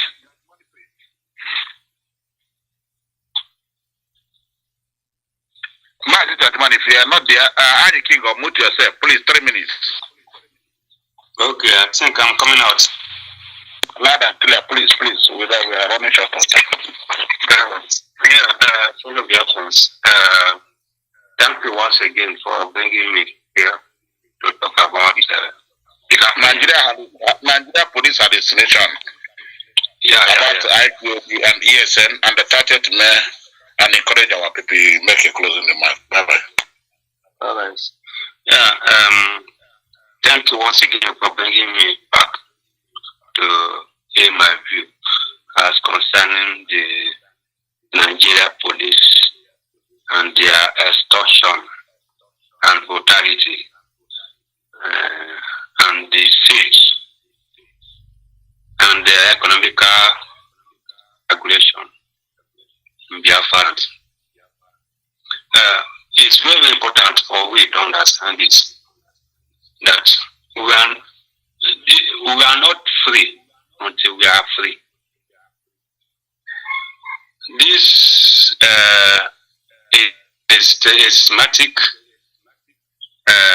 deprivation of Biafrans of their rights to freedom of movement, their right to economic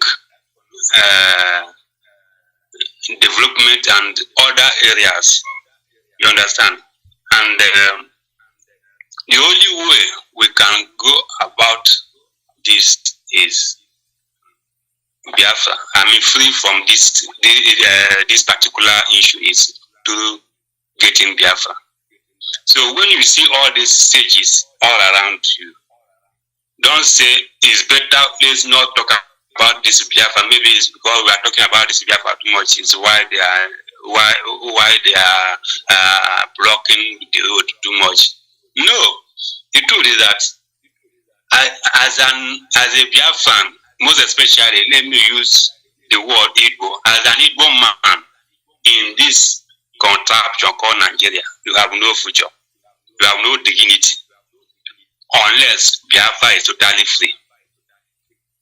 So the importance of we insisting on our freedom, total freedom, is because of all these things.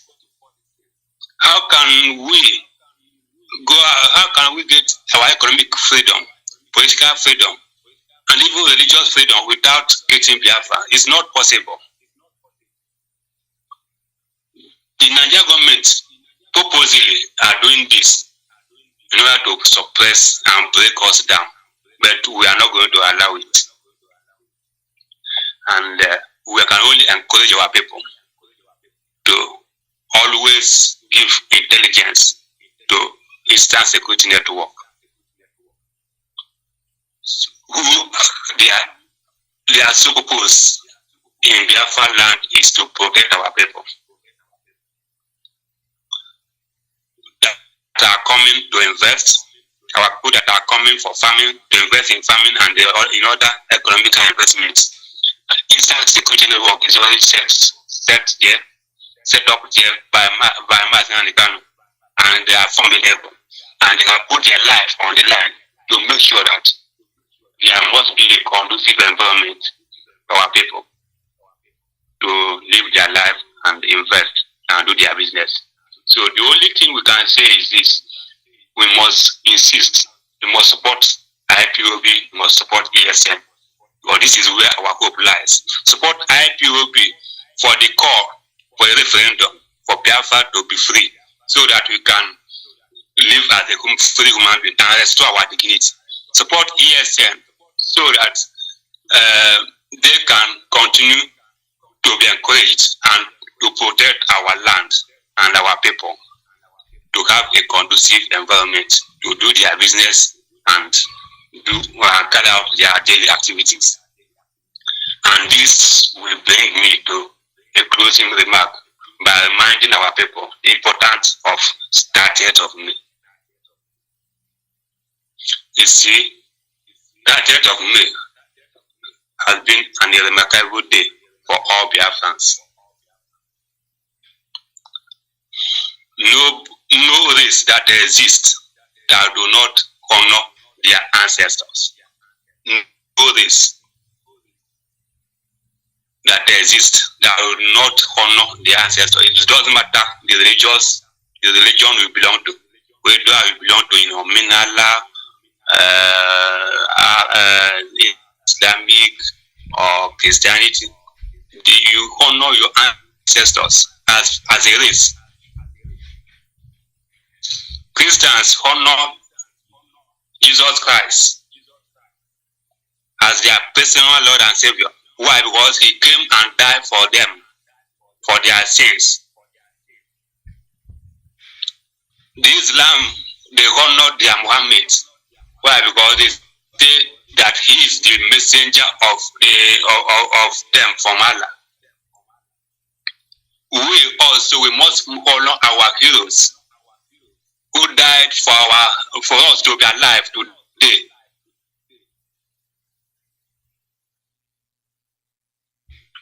And this is very, very important what we are doing. 30th of May, people should not, as far as you are a Biafran, should not take it as is one of those ordinary days. No, 30th of May must be kept holy. The leadership of this struggle, the DOS, the head of state, they are officially declared 30th of May. They sit at home and a total lockdown in the whole Biafra land in honor of our dead heroes.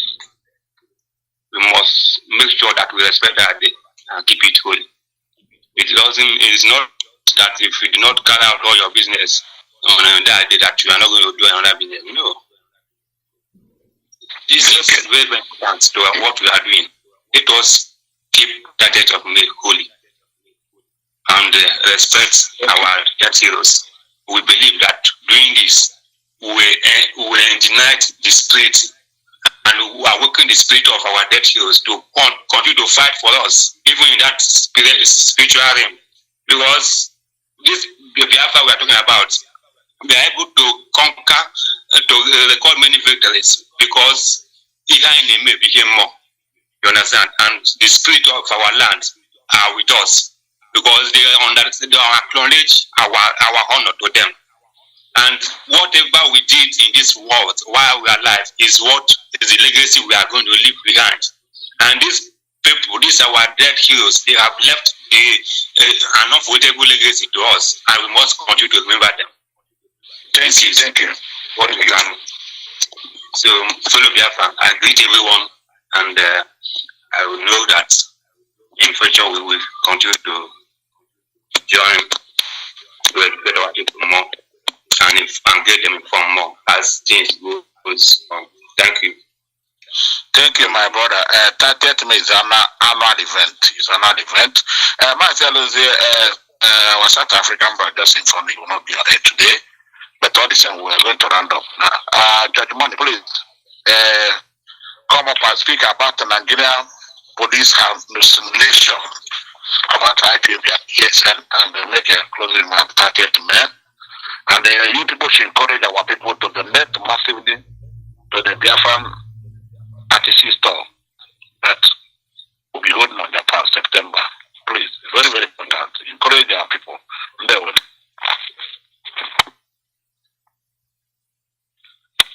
Judge Man, are you here? Thank you very. Yeah, go on. How you can go yourself. Go on. How you can mute yourself. Go on. Judge Man. I'll make a closing remark. You know the topic. Nigerian police hallucination about IPOB and ESN and 30th May. Thank you. I believe we have. All right.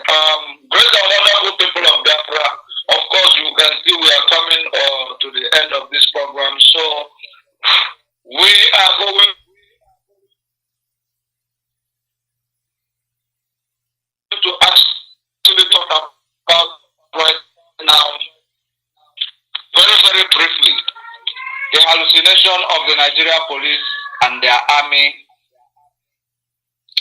who always invade our land in the name they are looking for ESM, but there is insurgents of Boko Haram, Fulani terrorists, Al-Qaeda in Maghreb, ISIS in West Africa, in the north, killing people, even in the state of God. If we remember, Mazi Nnamdi Kanu told him that he is going to be allowed to see his people die the same way he committed genocide against our own people. The prophecy is happening. Of course, you saw the picture of all these people that was killed in his state. So that is actually we're talking about the police and the army hallucination on IPOB. Because of course you know that the activities of police and the military, it is very, very, it is very, very bad. It is not something that you will write home about. The antecedent of the police and army in Nigeria is actually not of a reputation. So this army has the even if you find a criminal in Biafra land or in Nigeria, police and army does not even have the right to judge them because they are the real criminals. They are the real killers in Biafra land. There is a video, of course, making round on social media. You saw army brutalizing somebody. Maybe he's a truck driver because you saw a truck next to it, brutalizing somebody next in the mud. What do you call that thing? Police and army brutality, infringement of human rights. So, in that regard, that person could die. We all came and we actually was in solidarity with Judge Floyd when he was killed by police because he was a white police. That's why it made so round on social media. Everyone was standing in solidarity. But when you see what is happening in Nigeria, the way military was putting him on his head, kicking him like he was, talking about military. That is how military and the police